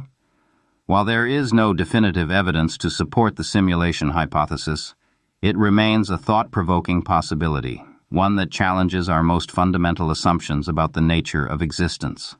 And who knows, perhaps our very exploration of these questions is itself part of the simulation, a pre-programmed quest for self-discovery. Maybe one day we will discover that the answer was right in front of us all along, like that one painting that you didn't like as a kid, but found to be beautiful as an adult. But as we explore these dizzying possibilities, we arrive at a critical juncture, separating rigorous scientific inquiry from speculative fantasy. Where does the realm of plausible science end and the domain of wishful thinking begin? What rigorous methods can we use to analyze these elusive connections between thought and matter without succumbing to delusion? The answers, as we'll soon discover, are far from simple. But as we explore these dizzying possibilities, we arrive at a critical juncture, separating rigorous scientific inquiry from speculative fantasy. Where does the realm of plausible science end and the domain of wishful thinking begin? What rigorous methods can we use to analyze these elusive connections between thought and matter without succumbing to delusion? It is a tightrope walk, a delicate balancing act between open-minded exploration and critical analysis. And the truth is, many claims about the power of the mind, about thoughts shaping reality, simply don't hold up under the harsh light of scientific scrutiny. Why can't we wish for a brand new Ferrari and find it parked in our driveway tomorrow? If thoughts truly held such power, why isn't global poverty eradicated overnight? Why can't we simply levitate objects at will or cure all diseases with the sheer force of our intention? The answer, according to mainstream physics and neuroscience, is that there is no credible reproducible evidence to support such claims. While the placebo effect and neuroplasticity demonstrate the remarkable capacity of the mind to influence our own bodies, there is no scientific basis for believing that thoughts can directly alter external physical reality, at least not beyond the known mechanisms like the placebo effect itself. Far too often, concepts from quantum mechanics are misappropriated and twisted to lend a false air of scientific legitimacy to spiritual or self-help claims. The observer effect, perhaps the most frequently cited example, is a prime target for misinterpretation and exaggeration. Yes, the act of observation can influence the behavior of quantum particles, but this does not mean that simply thinking about something makes it happen in the macroscopic world. The quantum realm operates on a scale so vastly different from our everyday experience that it is simply absurd to extrapolate quantum principles to explain phenomena like telekinesis or manifestation. It's like trying to build a skyscraper out of Lego bricks. The scale is simply off. The observer effect, for example, occurs at the subatomic level, involving interactions between individual particles and measuring devices. It is governed by the laws of quantum mechanics, which are vastly different from the laws of classical physics that govern our everyday experience. To suggest that the observer effect can explain why you attracted that perfect parking spot or why you manifested your dream job is a gross oversimplification, a distortion of scientific principles. Moreover, many claims about mind-matter interaction are based on anecdotal evidence, personal testimonials, and subjective interpretations, rather than on rigorous scientific data. While personal experiences can be powerful and meaningful, they are not a substitute for controlled experiments, statistical analysis, and peer review.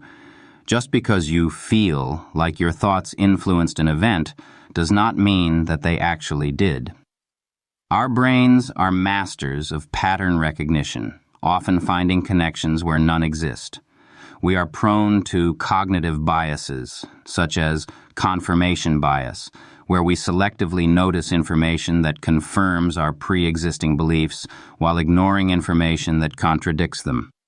It's also crucial to acknowledge the immense difference in scale between quantum events and everyday reality. A single quantum event, like an electron tunneling through a barrier, is an incredibly small and localized phenomenon. It is governed by probabilities, not certainties. To suggest that such a tiny event can trigger a chain reaction that leads to a large-scale, macroscopic effect is highly speculative, to say the least. It would be akin to claiming that the flap of a butterfly's wings can not only cause a tornado, but also influence the stock market, elect a president, and change the course of history all at the same time. We also need to be wary of the allure of pseudoscience, the tendency to present claims as scientific when they are not supported by evidence. Quantum woo, as it is sometimes called, is rife with such claims. Gurus and self-proclaimed experts often use jargon from quantum mechanics to create an illusion of scientific credibility, while actually promoting ideas that are far removed from established scientific understanding. They might talk about quantum energy, vibrational frequencies, or aligning your quantum field without any real understanding of what these terms actually mean. They often cherry-pick data, misrepresent scientific findings, and exploit people's desire for simple answers to complex questions. The importance of scientific rigor cannot be overstated. Peer review, replication, and control groups are not just bureaucratic hurdles. They are essential safeguards against bias, error, and fraud. Science is a self-correcting process where ideas are constantly tested, challenged, and refined.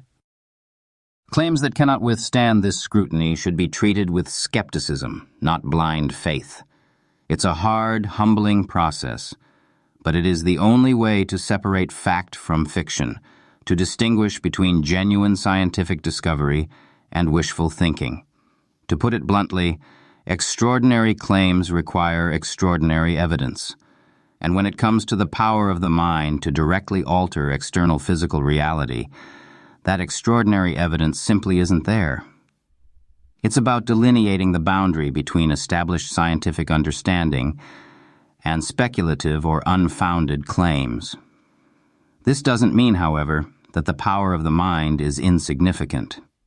The placebo effect, neuroplasticity, and the growing field of psychoneuroimmunology all demonstrate that our thoughts, emotions, and beliefs can have a profound impact on our health, our well-being, and our overall experience of reality.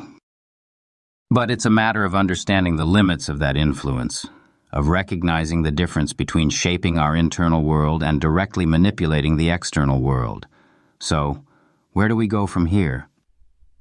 If thoughts don't have the power to conjure objects out of thin air or bend spoons with our minds, what are the potential applications of this research, and how can we responsibly explore the tantalizing possibility that consciousness might, in some subtle way, interact with the fabric of reality?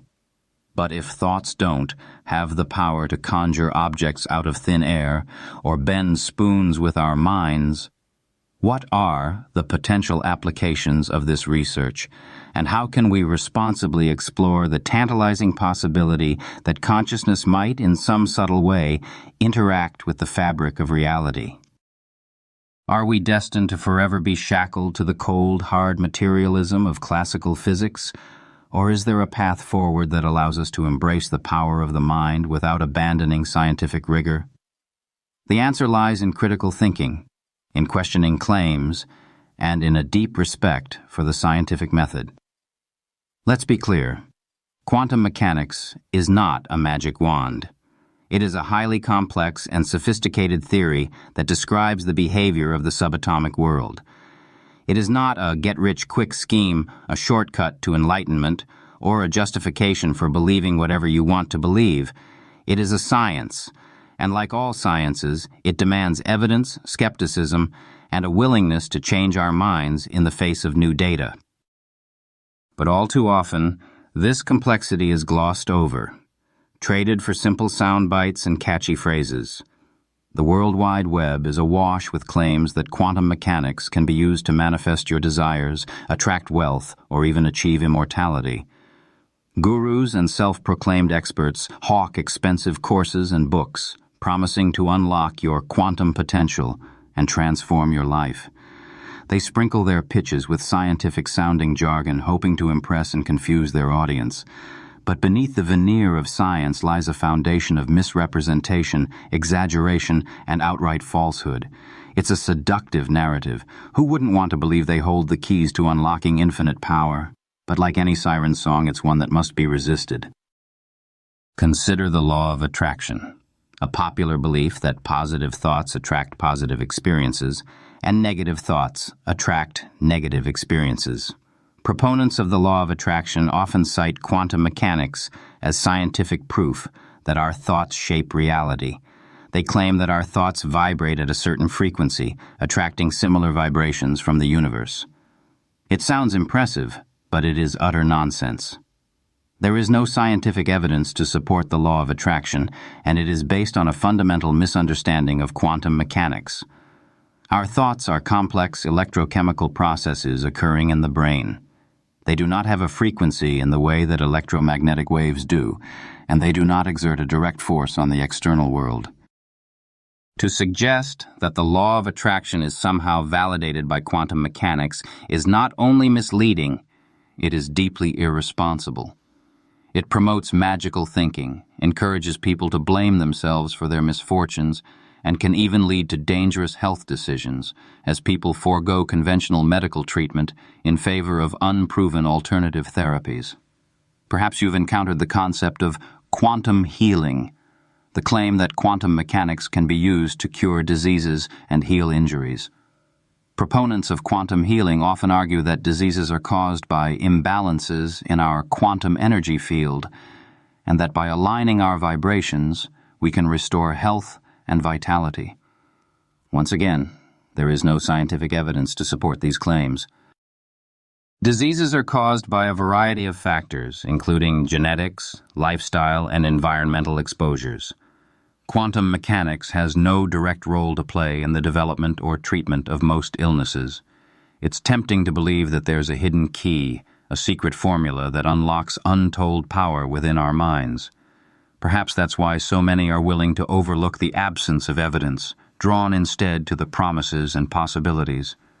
But the true power lies not in bending reality to our will, but in understanding it, in respecting the intricate elegance of the universe as revealed by science. Take a moment, if you will, to consider the vast difference in scale. A quantum event unfolds at the level of atoms and subatomic particles, a realm of unimaginable smallness. Our everyday reality, the world of chairs and tables and automobiles, operates on a scale millions, billions, trillions of times larger. To suggest that a quantum event can directly influence a macroscopic phenomenon is to ignore the sheer immensity of this gulf. There's a very simple reason why we can't simply think our way into winning the lottery or manifest our dream house with the power of our minds. The universe is not a vending machine, dispensing rewards based on our thoughts and feelings. It operates according to complex, often unpredictable laws. And while our minds may have the power to shape our own experiences and influence our own bodies, they do not have the power to rewrite the fundamental laws of physics. But let's be clear. Calling out quantum quackery isn't about stifling curiosity or dismissing the power of the mind. It's about defending the integrity of science, about protecting people from misinformation, and about promoting critical thinking in a world awash with pseudoscience. The observer effect does not mean that simply thinking about something makes it happen in the macroscopic world.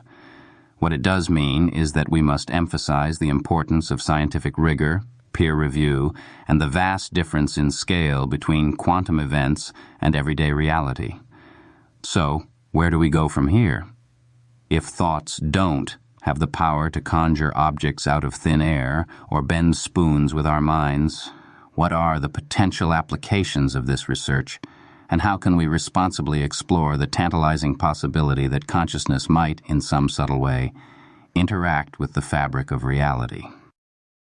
Are there potential applications, areas where a genuine, albeit subtle, link between thought and external reality might be scientifically validated?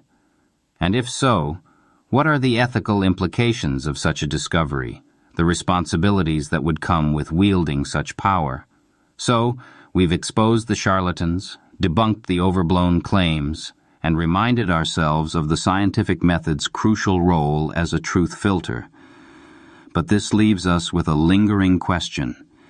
If the power of thought isn't about summoning luxury cars out of thin air or single-handedly averting global disasters, then what are its real limits? If a subtle influence does exist, why can't we casually rewrite reality to our liking? Think about it. If mental intention was a potent, easily harnessed force, wouldn't stage magicians be the richest people on Earth? Wouldn't casinos have gone bankrupt long ago, their roulette wheels manipulated by armies of focused gamblers? The simple fact that these scenarios don't play out suggests that any influence thought might exert is incredibly subtle, operating at probabilistic levels rather than causing large-scale deterministic changes. Imagine a vast ocean teeming with currents, tides, and storms. Now picture a single raindrop falling into that ocean.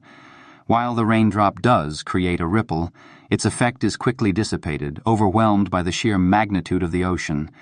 Similarly, any influence our thoughts might have on reality is likely to be statistically faint, easily swamped by the chaotic complexity of the macroscopic world.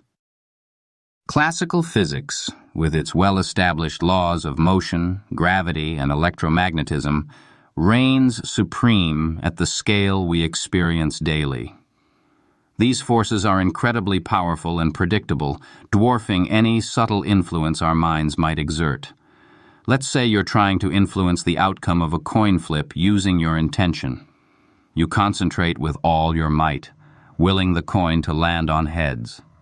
Now, even if your intention does have a tiny, imperceptible effect on the coin's trajectory, it would be utterly overwhelmed by factors like the initial force you apply, the air resistance, and the minute imperfections in the coin itself.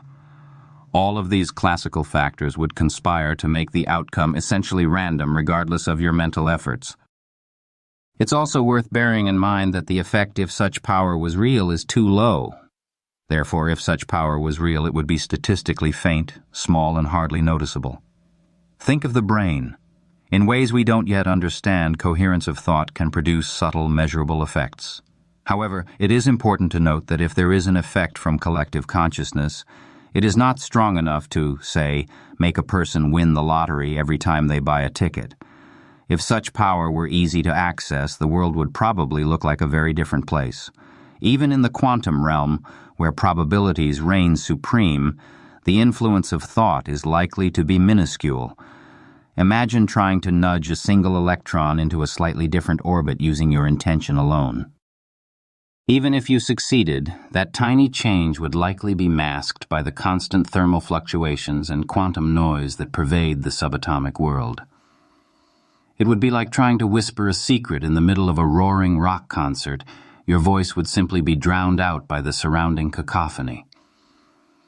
Perhaps even if we could amplify those influences, there are other forces in play that would counteract our desires. Consider the immense energy scales involved in manipulating matter at a macroscopic level. To levitate an object, even something as light as a feather, would require overcoming the force of gravity, a force that binds planets and holds galaxies together. The amount of energy needed to disrupt these forces with the power of thought alone is simply beyond comprehension. It would be like trying to stop a speeding train by blowing on it. This isn't to say that intention is powerless. As we have seen, the placebo effect and neuroplasticity demonstrate that our thoughts can have a profound impact on our own bodies and minds. But it is to say that the universe operates according to its own set of rules, rules that are not easily bent or broken by our desires. There are constraints, limitations, and probabilistic hurdles that likely stand in the way of us willing Ferraris into existence or achieving feats of telekinesis. Perhaps any potential effect, if real, might only manifest under very specific, highly controlled conditions, conditions that are difficult, if not impossible, to replicate in the real world. Maybe there are hidden variables, unknown factors that mediate the relationship between thought and reality. Maybe we simply haven't developed the right tools or techniques to detect and measure these subtle influences. But let's be clear. The fact that we can't levitate objects or conjure money out of thin air does not invalidate the possibility that thought might have some subtle, as yet undiscovered, influence on reality. What it does mean is that we need to approach this question with humility, with skepticism, and with a deep respect for the complexity of the universe. The lack of obvious mind powers shouldn't deter us from exploring the tantalizing possibility that consciousness, perhaps in ways we don't yet understand, is subtly intertwined with the unfolding of reality. But before we jump to conclusions, we need to consider the potential applications and the ethical implications of such a discovery. Might we develop technologies that interface directly with consciousness or harness collective focus for specific outcomes? Perhaps more pressingly, what would it mean if such power could be wielded to do harm? But as we've reminded ourselves, the universe isn't a cosmic vending machine dispensing wishes on demand. So, if we dial back the hype and focus on scientifically plausible scenarios, what tantalizing possibilities emerge if a genuine, albeit subtle, link between thought and external reality were validated? Could the power of focused intention, for example, be harnessed to enhance healing processes beyond the already impressive placebo effect? Imagine a future where doctors prescribe not just medicine, but also carefully crafted mental exercises designed to amplify the body's natural healing abilities. What if, for instance, patients undergoing chemotherapy were trained in specific visualization techniques to strengthen their immune systems and mitigate the debilitating side effects of treatment? Or perhaps individuals with chronic pain could learn to use focused attention to directly modulate pain signals in the brain, reducing their reliance on opioid medications. We're not talking about replacing conventional medicine with magical thinking, but rather integrating the power of the mind into a holistic approach to health and well-being. Consider the potential of collective intention. Could groups of people focusing their thoughts and emotions in unison generate a measurable influence on healing outcomes? Picture a global meditation campaign with millions of participants visualizing peace and healing for a region ravaged by conflict. Could such a collective effort, however subtle, help to de-escalate tensions, promote reconciliation, and foster a climate of compassion? It is a difficult idea to fully get behind, but it is also just possible, isn't it? Beyond healing, what if we could develop technologies that directly interface with consciousness, technologies that tap into the vast, untapped potential of the human mind.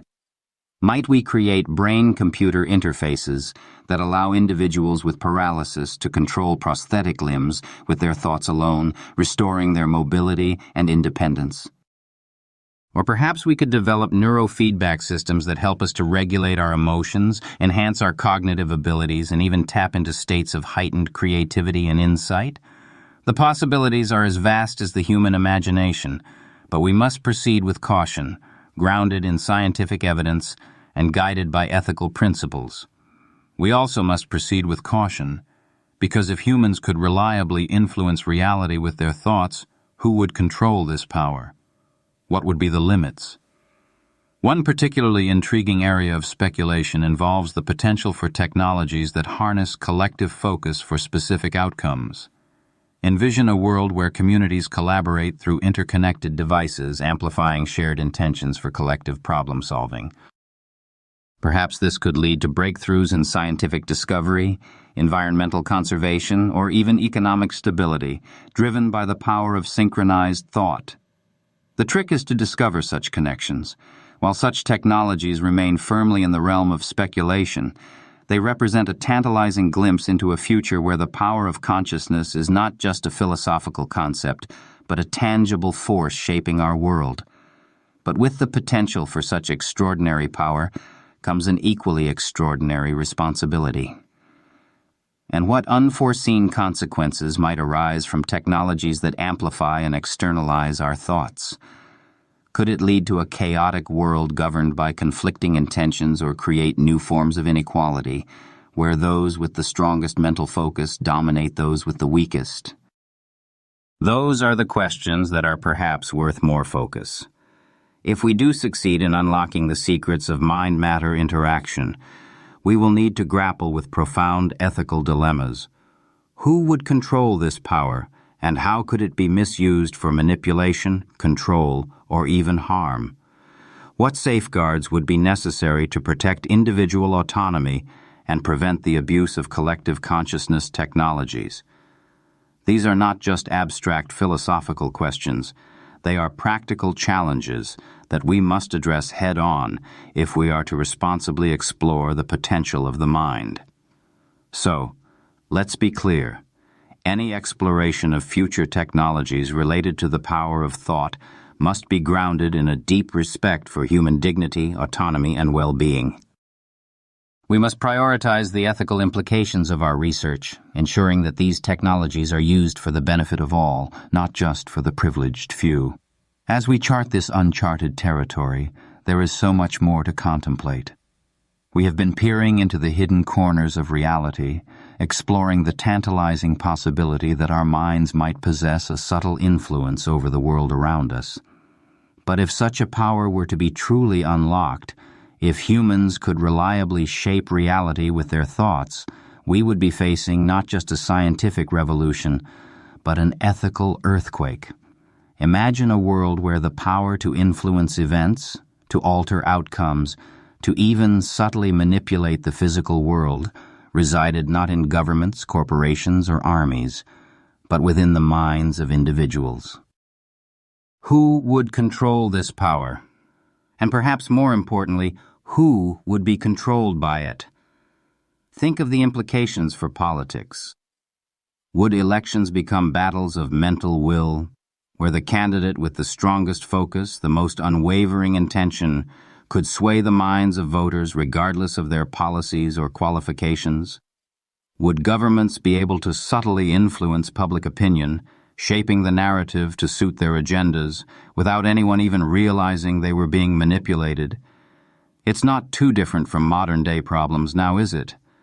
And what about the legal system? Could a skilled practitioner of mind influence sway juries, planting doubts or convictions in their minds, regardless of the evidence presented? Could confessions be coerced not through physical force but through subtle mental manipulation, leaving no trace of coercion? The very foundations of justice would be threatened, as the concept of free will and individual responsibility become increasingly blurred. How can we be responsible for what we think? Now picture the world of business. Could corporations use mind-influencing technologies to subtly persuade consumers to buy their products, creating desires and needs where none existed before? Could they manipulate employees, boosting productivity and stifling dissent, all without resorting to overt coercion? The marketplace would become a minefield of unseen forces, where our choices are not our own. Even if such an influence could only operate on a 1 or 2% scale, in the context of millions of purchasers, the advantage becomes immense. And let's not forget the potential for personal relationships to be warped by this power. Could a jealous lover subtly manipulate their partner's thoughts and feelings, eroding their trust and independence?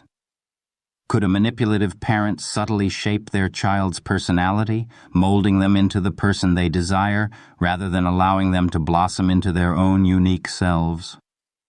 The very concept of autonomy, of being in control of one's own mind and destiny, would be under threat.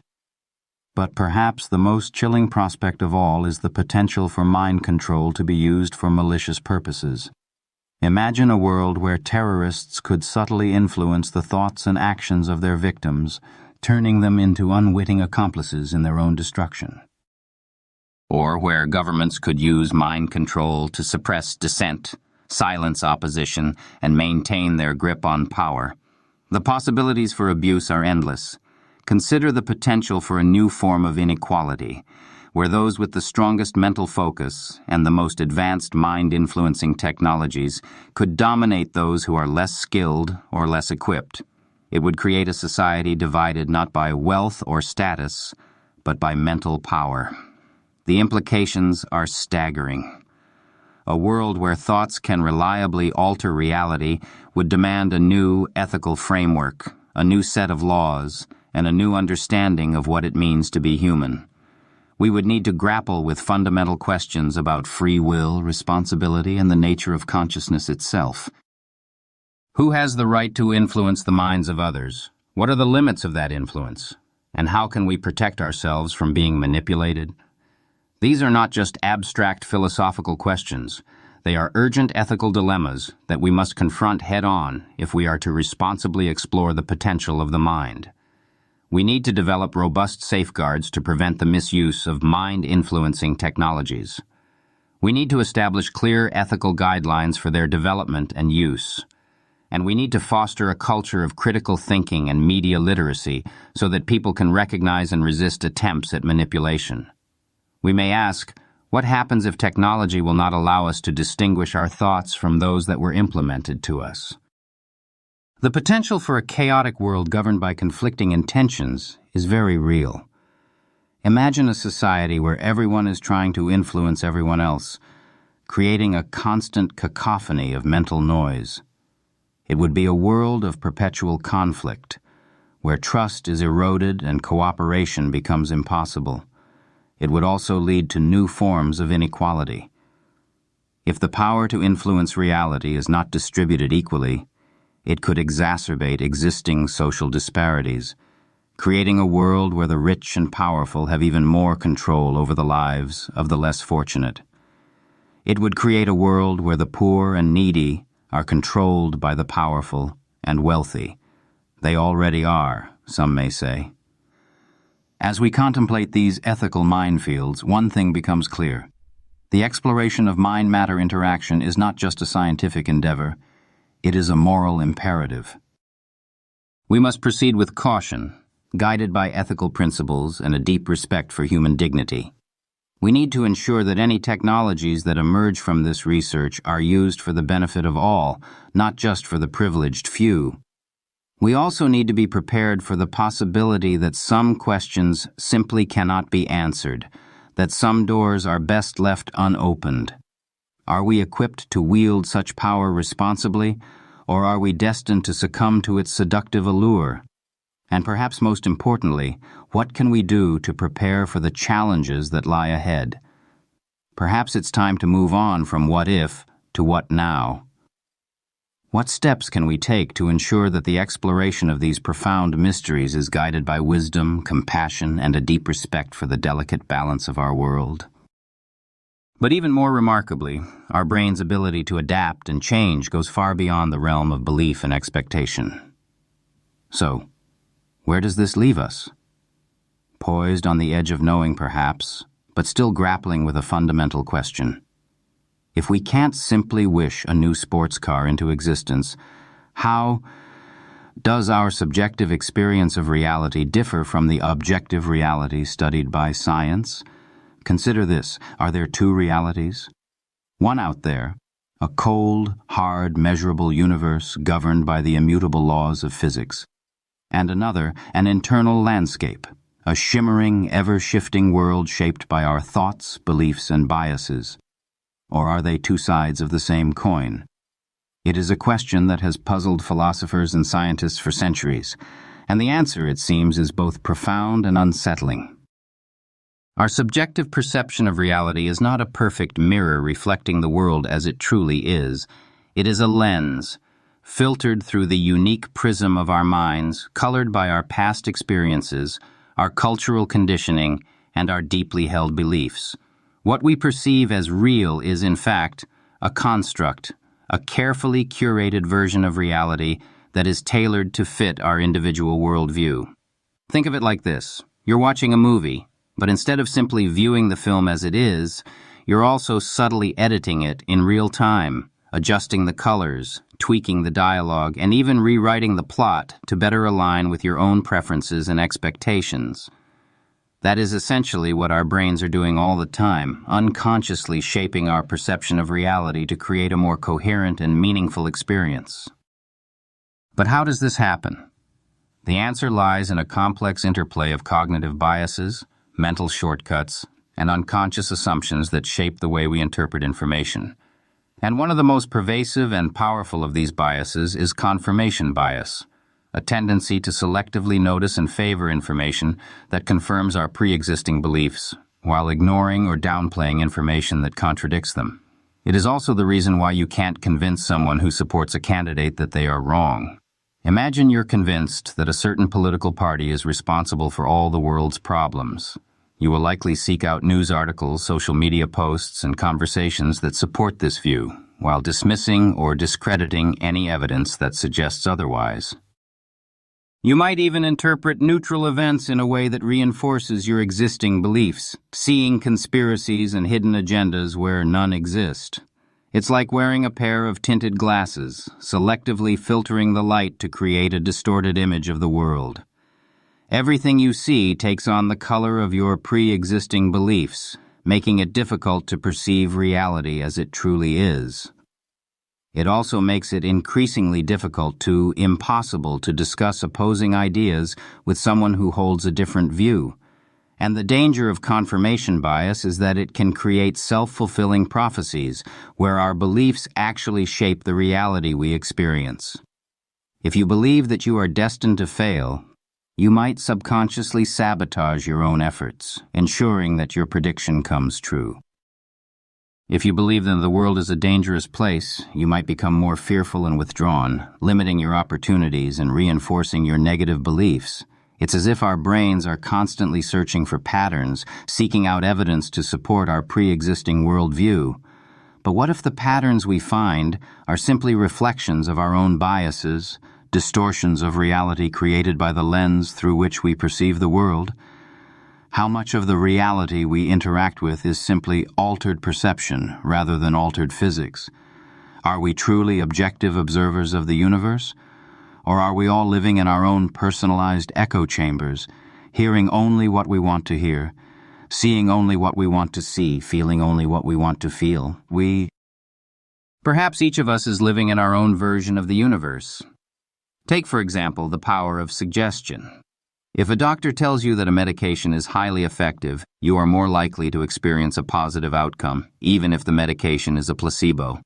Your belief in the medication's effectiveness can actually trigger physiological changes in your body, reducing pain, boosting your immune system, and even shrinking tumors. But the opposite is also true.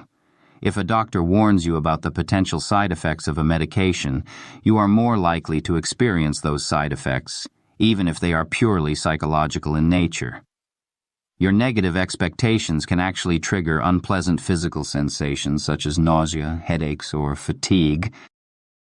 That is confirmation bias in action. So, the next time you find yourself thinking, I just knew that was going to happen, ask yourself, did I actually know it? Or did my pre-existing beliefs simply shape my perception of reality? The answer might surprise you. As we continue this line of thinking and questioning, how much of our minds are truly us, and how much of it is a well-constructed echo chamber? What does all this mean about our potential power over reality, and where the boundary lies between our subjective experience and the objective world? What are the next steps, the experiments we can perform, the theories we can test, to chart a course through these uncertain waters? Are we merely passengers on a predetermined course, or are we the captains of our own destiny? If our thoughts can sculpt the very architecture of our brains, is it possible that we are also actively shaping our broader reality, unknowingly editing the film of our lives as it unfolds? What if the world we experience each day is less a mirror reflecting objective truth, and more a canvas painted with the colors of our beliefs? Think of the ancient map makers, charting unknown territories with limited information. They filled the blank spaces with mythical creatures and fantastical landscapes, reflecting their fears and expectations onto the unexplored world. Are we, in a way, doing the same thing with our own lives, filling in the gaps in our knowledge with assumptions and biases, creating a reality that conforms to our preconceived notions? Perhaps it is more akin to a skilled jazz musician improvising a melody. They start with a basic chord progression, but then, through their creativity and skill, they weave a unique and expressive musical tapestry, shaping the music to reflect their own emotions and experiences. We too start with the basic framework of the physical world, but then, through the power of our minds, we improvise our own unique version of reality. Consider the world of 1852. Imagine 1852 California during the fever pitch of the gold rush. For some, it was a land of boundless opportunity, where fortunes could be made overnight. They saw only the glint of gold, the promise of wealth, and the thrill of adventure. For others, it was a desolate and dangerous place, filled with hardship, disappointment, and violence. They saw only the dust, the desperation, and the shattered dreams. Same place, same time, vastly different realities. The difference, of course, lay not in the objective facts of the situation, but in the minds of the beholders. Their beliefs, their expectations, their very perceptions shaped their experience, turning the same set of circumstances into vastly different outcomes. And it's not just about grand historical events. The phenomenon plays out in countless ways in our daily lives. Imagine a student walking into an exam. If they believe they're well prepared, they may feel confident and focused, performing to the best of their ability. But if they're plagued by self-doubt and anxiety, that the test will be difficult no matter how much they prepare, their performance may suffer, even if they know the material inside and out. It's as if their belief in their own inadequacy becomes a self-fulfilling prophecy, sabotaging their chances of success. Perhaps you have heard of the work of Dr. Carol Dweck, a Stanford University psychologist who has spent decades studying the power of mindset. Dweck has shown that people with a growth mindset, who believe that intelligence and abilities can be developed through effort and learning, are more likely to persevere in the face of challenges, embrace feedback, and achieve their full potential. On the other hand, people with a fixed mindset, who believe that intelligence and abilities are innate and unchangeable, are more likely to give up easily, avoid challenges, and feel threatened by the success of others. The power of a change in perspective can be immense. Dweck's research has shown that simply changing the way we talk to children about their achievements can have a profound impact on their mindset and their future success. Instead of praising children for being smart or talented, we should praise them for their effort, their perseverance, and their willingness to learn. But what if we could consciously reprogram our own beliefs, rewrite the script of our lives to create a more positive and fulfilling reality? What if we could learn to see the world through a different lens, to focus on the opportunities instead of the obstacles, to embrace the power of possibility? Maybe changing our beliefs can alter how we engage with and interpret the world, effectively changing our reality. Maybe each of us lives in the only universe we'll ever know. It is a tantalizing prospect, but it is also a challenging one. Our beliefs are often deeply ingrained, shaped by years of experience, cultural conditioning, and unconscious biases. Unearthing these hidden assumptions and challenging their validity requires a deep dive, but perhaps it is worth the effort. What then are the next steps, the experiments we can perform, the theories we can test, to chart a course through these uncertain waters? So, with the tantalizing idea that our minds might shape reality hanging in the air, where do we go from here? How do we transform speculation into verifiable knowledge? Imagine a team of intrepid scientists, not unlike the early explorers charting unknown continents, venturing into the unmapped territories of consciousness and quantum mechanics. Their mission: to design experiments so airtight, so rigorously controlled, that they can definitively answer the question, can a thought change reality? And what future research in physics, neuroscience, and psychology could shed light on these deep questions?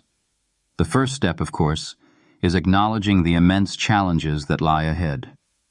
We are not talking about observing easily measurable phenomena like the boiling point of water or the speed of light. We are dealing with subtle, potentially elusive effects that are easily masked by noise, bias, and random chance. Think of it as searching for a single, faint star in the glare of 1,000 suns. To make progress, we need to move beyond anecdotal evidence and subjective interpretations. We need to develop experimental designs that are so robust, so carefully controlled, that they can withstand the most rigorous scrutiny. This means embracing the principles of the scientific method, including clear hypotheses, randomized controlled trials, blind protocols, and statistical analysis. Consider the challenge of designing an experiment to test whether focused intention can influence plant growth. Simply planting 2 sets of seeds and asking people to send positive thoughts to one group is not enough. We need to control for a host of confounding variables, such as lighting, temperature, humidity, soil composition, and even the subtle variations in how the plants are watered and cared for. Perhaps we could create a robotic system that automates the entire process, eliminating any human contact with the plants, except for the moments of focused intention. We could use sophisticated sensors to monitor the plant's growth in real time, collecting data on height, leaf size, chlorophyll content, and other relevant parameters. And we could use statistical analysis to determine whether there is any statistically significant difference between the treatment group and the control group, accounting for all the potential confounding variables. Or imagine designing an experiment to test whether focused intention can influence the behavior of random number generators.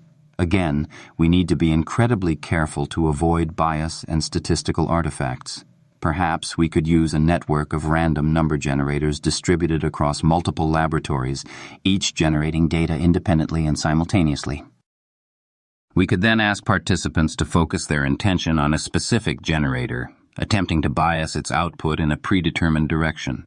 The data could be analyzed using sophisticated statistical techniques to look for any subtle deviations from chance, accounting for factors such as time of day, geomagnetic activity, and even the emotional state of the participants. These types of carefully designed experiments are essential if we hope to make any real progress in understanding the potential influence of thought on reality. But experimental design is only part of the equation. We also need to explore new theoretical frameworks, pushing the boundaries of our understanding of physics, neuroscience, and psychology. In physics, we need to continue to grapple with the mysteries of quantum mechanics, particularly the measurement problem. What precisely causes a quantum system to collapse from a state of superposition into a single, definite state? Is it simply a matter of environmental interaction, or does consciousness play a more fundamental role? Future research might focus on developing new theoretical models that incorporate consciousness into the framework of quantum mechanics, providing testable predictions that can be verified experimentally. In neuroscience, we need to continue to explore the intricate connections between the brain, the body, and the mind. How do our thoughts and emotions influence the activity of the nervous system, the endocrine system, and the immune system? Can we identify specific neural pathways that are activated by focused intention? And can we develop techniques to consciously modulate these pathways, enhancing our ability to heal, to learn, and to thrive? Perhaps future research might involve the use of advanced brain imaging techniques, such as functional magnetic resonance imaging or electroencephalography, to monitor brain activity in real time during focused intention experiments. By identifying the neural correlates of intention, we might gain a deeper understanding of the mechanisms by which thoughts can influence the physical world. And in psychology, we need to continue to explore the power of belief, expectation, and mindset. How do our beliefs shape our perception of reality?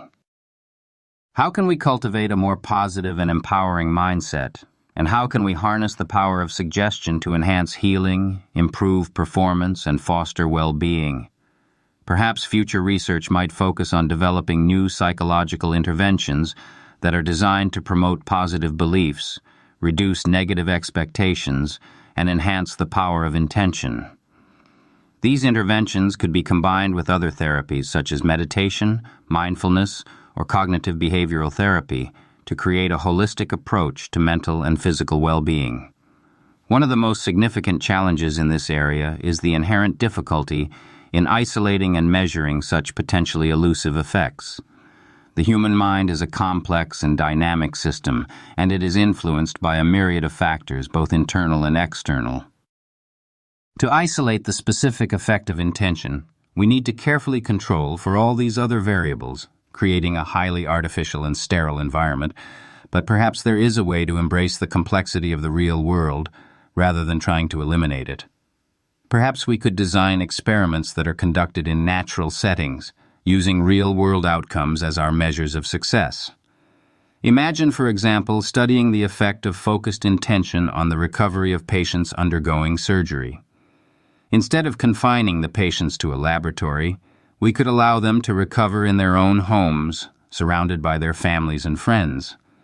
We could then track their progress using a variety of measures such as pain levels, wound healing, and overall quality of life. By studying the effects of intention in a more naturalistic setting, we might gain a more ecologically valid understanding of its true potential.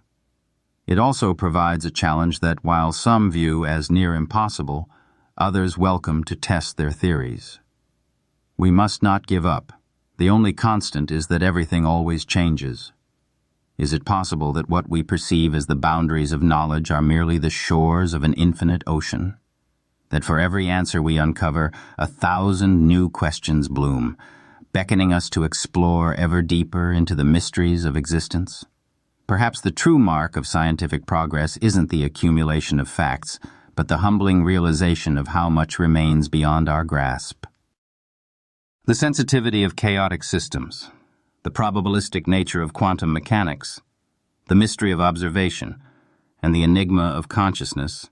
Could these domains intersect in a way that allows thought, born from consciousness, and perhaps rooted in quantum processes, to act as a subtle butterfly wing influencing the unfolding of reality? Consider the sheer audacity of humanity's quest to understand the universe. From the earliest stargazers charting constellations with the naked eye to modern-day cosmologists probing the depths of space-time with billion-dollar telescopes, we have always been driven by an insatiable curiosity, a relentless desire to unravel the secrets of the cosmos. 500 years ago, many believed the Earth was the center of the universe. Today, we know that our planet is but a tiny speck of dust orbiting an ordinary star in a vast galaxy containing hundreds of billions of other stars, and that galaxy is just one of hundreds of billions of galaxies in the observable universe. This ongoing process of discovery is not always a smooth and linear progression. It is filled with false starts, dead ends, and paradigm shifts that challenge our most fundamental assumptions. Think of Albert Einstein's theory of general relativity, which upended Newtonian physics and revolutionized our understanding of gravity, space, and time. Or consider the discovery of penicillin, a seemingly accidental breakthrough that transformed modern medicine and saved countless lives. Science is not about memorizing facts. It is about asking questions. It is about embracing uncertainty, and it is about constantly pushing the boundaries of what we know, and it is about constantly challenging the status quo and what is known.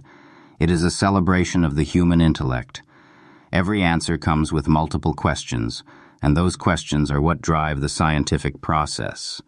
If we ever figured everything out, where would we go? And at the intersection of quantum physics, cosmology, and the nature of consciousness lies a vast and largely uncharted territory. We are only beginning to scratch the surface of these profound mysteries, and there is no telling what wonders and challenges await us. Is consciousness a fundamental property of the universe like gravity or electromagnetism? Or is it merely an emergent phenomenon arising from the complex interactions of matter and energy?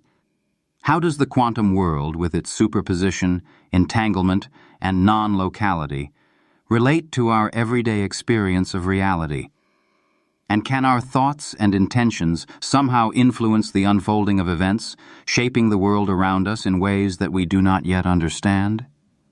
The answers to these questions may lie far beyond our current understanding, requiring us to develop new theoretical frameworks, new experimental techniques, and even new ways of thinking. Think of the pioneers who dared to challenge the accepted wisdom of their time. Galileo Galilei, who faced persecution for championing the heliocentric model of the solar system. Or Marie Curie, who braved social prejudice to conduct groundbreaking research on radioactivity. These individuals possessed not only brilliant minds, but also an unwavering courage to question the status quo and to pursue their curiosity, even in the face of adversity. And it is that same spirit of intellectual courage that we need today as we venture into the unknown territories of science. What lies beyond the horizons of our current knowledge? Perhaps a new understanding of consciousness, a deeper connection to the cosmos, or even the realization that reality itself is far more malleable and mysterious than we ever imagined. One thing is certain: the quest for knowledge is never-ending, and the universe is full of surprises for those who dare to seek them. Is it possible the biggest scientific breakthroughs are yet to come? The exploration continues, and the story is far from over.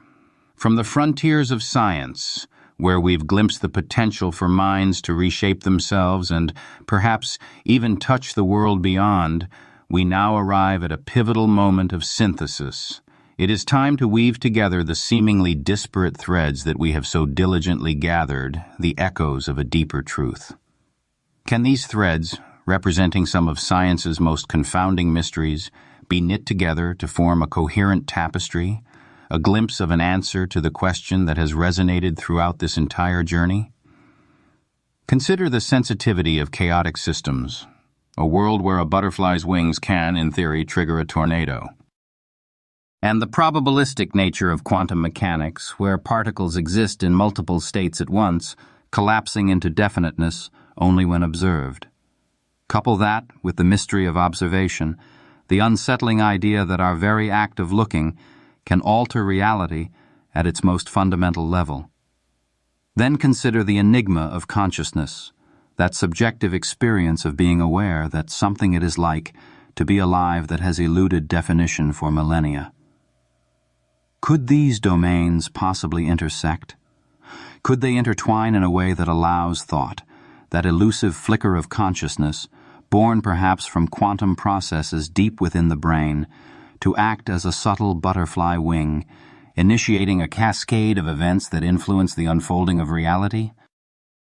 Think of it as a cosmic symphony where each of these domains plays its own unique instrument and consciousness acts as the conductor, subtly guiding the orchestra's performance. We've seen how chaotic systems are exquisitely sensitive to initial conditions, how even the smallest perturbation can lead to dramatic changes down the line. Perhaps our thoughts, those fleeting sparks of mental energy, could act as such perturbations, nudging the universe along a slightly different trajectory. Picture a vast, interconnected web, where every node is sensitive to the vibrations of every other node. Our thoughts, like ripples in that web, could propagate outwards, influencing the behavior of distant nodes in ways that are subtle yet potentially significant. Quantum mechanics introduces another layer of complexity. The probabilistic nature of the quantum world suggests that reality is not fixed and predetermined, but rather a fluid and dynamic tapestry of possibilities. Perhaps our thoughts, acting at the quantum level, could subtly influence the probabilities, tilting the odds in favor of certain outcomes. Imagine a vast lottery with billions of possible combinations. Our thoughts, like tiny magnets, might subtly attract certain numbers, increasing the chances of those numbers being drawn. Then, of course, there is the observer effect, that most unsettling of quantum mysteries. If the very act of observation can influence the behavior of quantum particles, is it possible that our consciousness plays a more fundamental role in shaping reality than we currently understand? Could our thoughts, acting as a form of observation, collapse the wave function, forcing quantum systems to choose a definite state? This idea, while speculative, resonates with the ancient philosophical notion that consciousness is not simply a passive observer of the universe, but an active participant in its creation. Combine this with the recognition that consciousness is arguably the greatest riddle that we face. It could be that the brain is a quantum computer and it uses this computer to not only make us human but also allow us to affect the external world in ways we don't yet understand. Or could it simply be a cosmic accident, a coincidental collection of electrochemical interactions? Science hasn't got there yet, and we are left to ponder if thoughts can indeed affect reality. Perhaps this synthesis is about understanding the limits of influence. We may not be able to conjure objects out of thin air, but perhaps we can subtly nudge the universe in a direction that is more aligned with our intentions. Perhaps our thoughts are not powerful enough to defy the laws of physics, but they are powerful enough to shape our own experiences, to influence our own bodies, and to create a more meaningful and fulfilling life. Think of it as sailing a boat.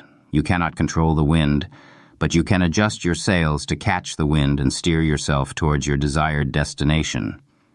It is a symphony of possibilities, an exquisite dance between the known and the unknown. The sensitivity of chaotic systems, the probabilistic whispers of the quantum realm, the profound mystery of consciousness, and the very act of observation, all subtly interwoven into the grand tapestry of existence. Is it possible that our thoughts, so fleeting, so personal, are not just internal musings but a subtle butterfly wing, stirring the very fabric of reality itself? The question endures, beckoning us toward the next horizon. And so, after this odyssey through the labyrinths of science and philosophy, we arrive at a precipice. We've explored the power of belief, the plasticity of the brain, and the tantalizing whispers of quantum possibility. But can we definitively say with unwavering scientific certainty that a thought can change reality? The honest answer, and perhaps the most intellectually satisfying one, is simply, we don't know. What we do know, however, is that the question itself is profoundly significant. It forces us to confront the very limits of our knowledge, to acknowledge the vastness of the unknown, and to appreciate the intricate dance between the inner world of our minds and the outer world of physics. It's a question that has captivated thinkers for centuries, and it's a question that will continue to drive scientific inquiry for generations to come. Perhaps the greatest gift of this exploration is not the promise of wielding superhuman powers, but rather the profound realization of our place within the universe. We are not simply passive observers, floating adrift in a sea of predetermined events. We are active participants, co-creators of our own experience, shaping our reality through our thoughts, our beliefs, and our intentions. And think of the Apollo astronauts gazing back at Earth from the desolate surface of the moon. What did they see? Did they see a cold, lifeless rock governed by the immutable laws of physics? Or did they see a vibrant, fragile oasis teeming with life, beauty, and endless possibility? The answer, of course, depended on their perspective, on the lens through which they viewed the world. And that lens, shaped by their training, their experiences, and their deepest held values, colored their perception of reality in profound and meaningful ways. Perhaps the true power of thought lies not in its ability to manipulate the external world, but in its ability to transform our internal world. By changing our beliefs, by cultivating a more positive and empowering mindset, we can alter our perception of reality, unlock our full potential, and create a more fulfilling and meaningful life. Can we all become enlightened? We've journeyed from the Brazilian rainforest, where a butterfly's wings might set off a tornado, to the quantum realm, where particles seem to exist in multiple states at once. But are our thoughts a similar catalyst, capable of initiating profound changes in the universe? Or are they simply fleeting patterns of electrochemical activity within the confines of our brains? Maybe the point isn't to find a definitive answer, a simple yes or no to a question that may be too complex to fully comprehend. Maybe the true reward lies in the journey itself, in the relentless pursuit of knowledge, the willingness to question our assumptions, and the awe-inspiring recognition of the mysteries that surround us. Consider Leonardo da Vinci, the ultimate Renaissance man, a painter, sculptor, architect, musician, scientist, inventor, anatomist, geologist, cartographer, botanist, and writer. Leonardo was driven by an insatiable curiosity, a relentless desire to understand the world around him. He dissected human corpses to study anatomy, sketched flying machines centuries before the invention of the airplane, and painted masterpieces that continue to captivate audiences today. And even if our thoughts can't move mountains or summon riches, they can certainly shape our own lives, our relationships, and our communities. By fostering compassion, empathy, and understanding, we can create a more just and equitable world where everyone has the opportunity to thrive. Think of Nelson Mandela, who spent 27 years in prison for his beliefs, yet emerged with unwavering hope and a commitment to reconciliation. Or Martin Luther King Jr., who inspired millions to fight for civil rights through his powerful words and unwavering dedication to nonviolence. The quest to understand the relationship between thought and reality is a journey without end. It's a voyage that will take us to the farthest reaches of the cosmos and to the deepest recesses of the human mind. And while we may never fully unravel all the mysteries of the universe, the journey itself is its own reward, a testament to the enduring power of human curiosity and the boundless capacity of the human spirit. Are there other aspects of our own existence that influence reality? Perhaps, as we continue our exploration, we'll discover that the most profound truths are not to be found in textbooks or laboratories, but within ourselves, in the quiet spaces where our thoughts take flight and our imaginations soar.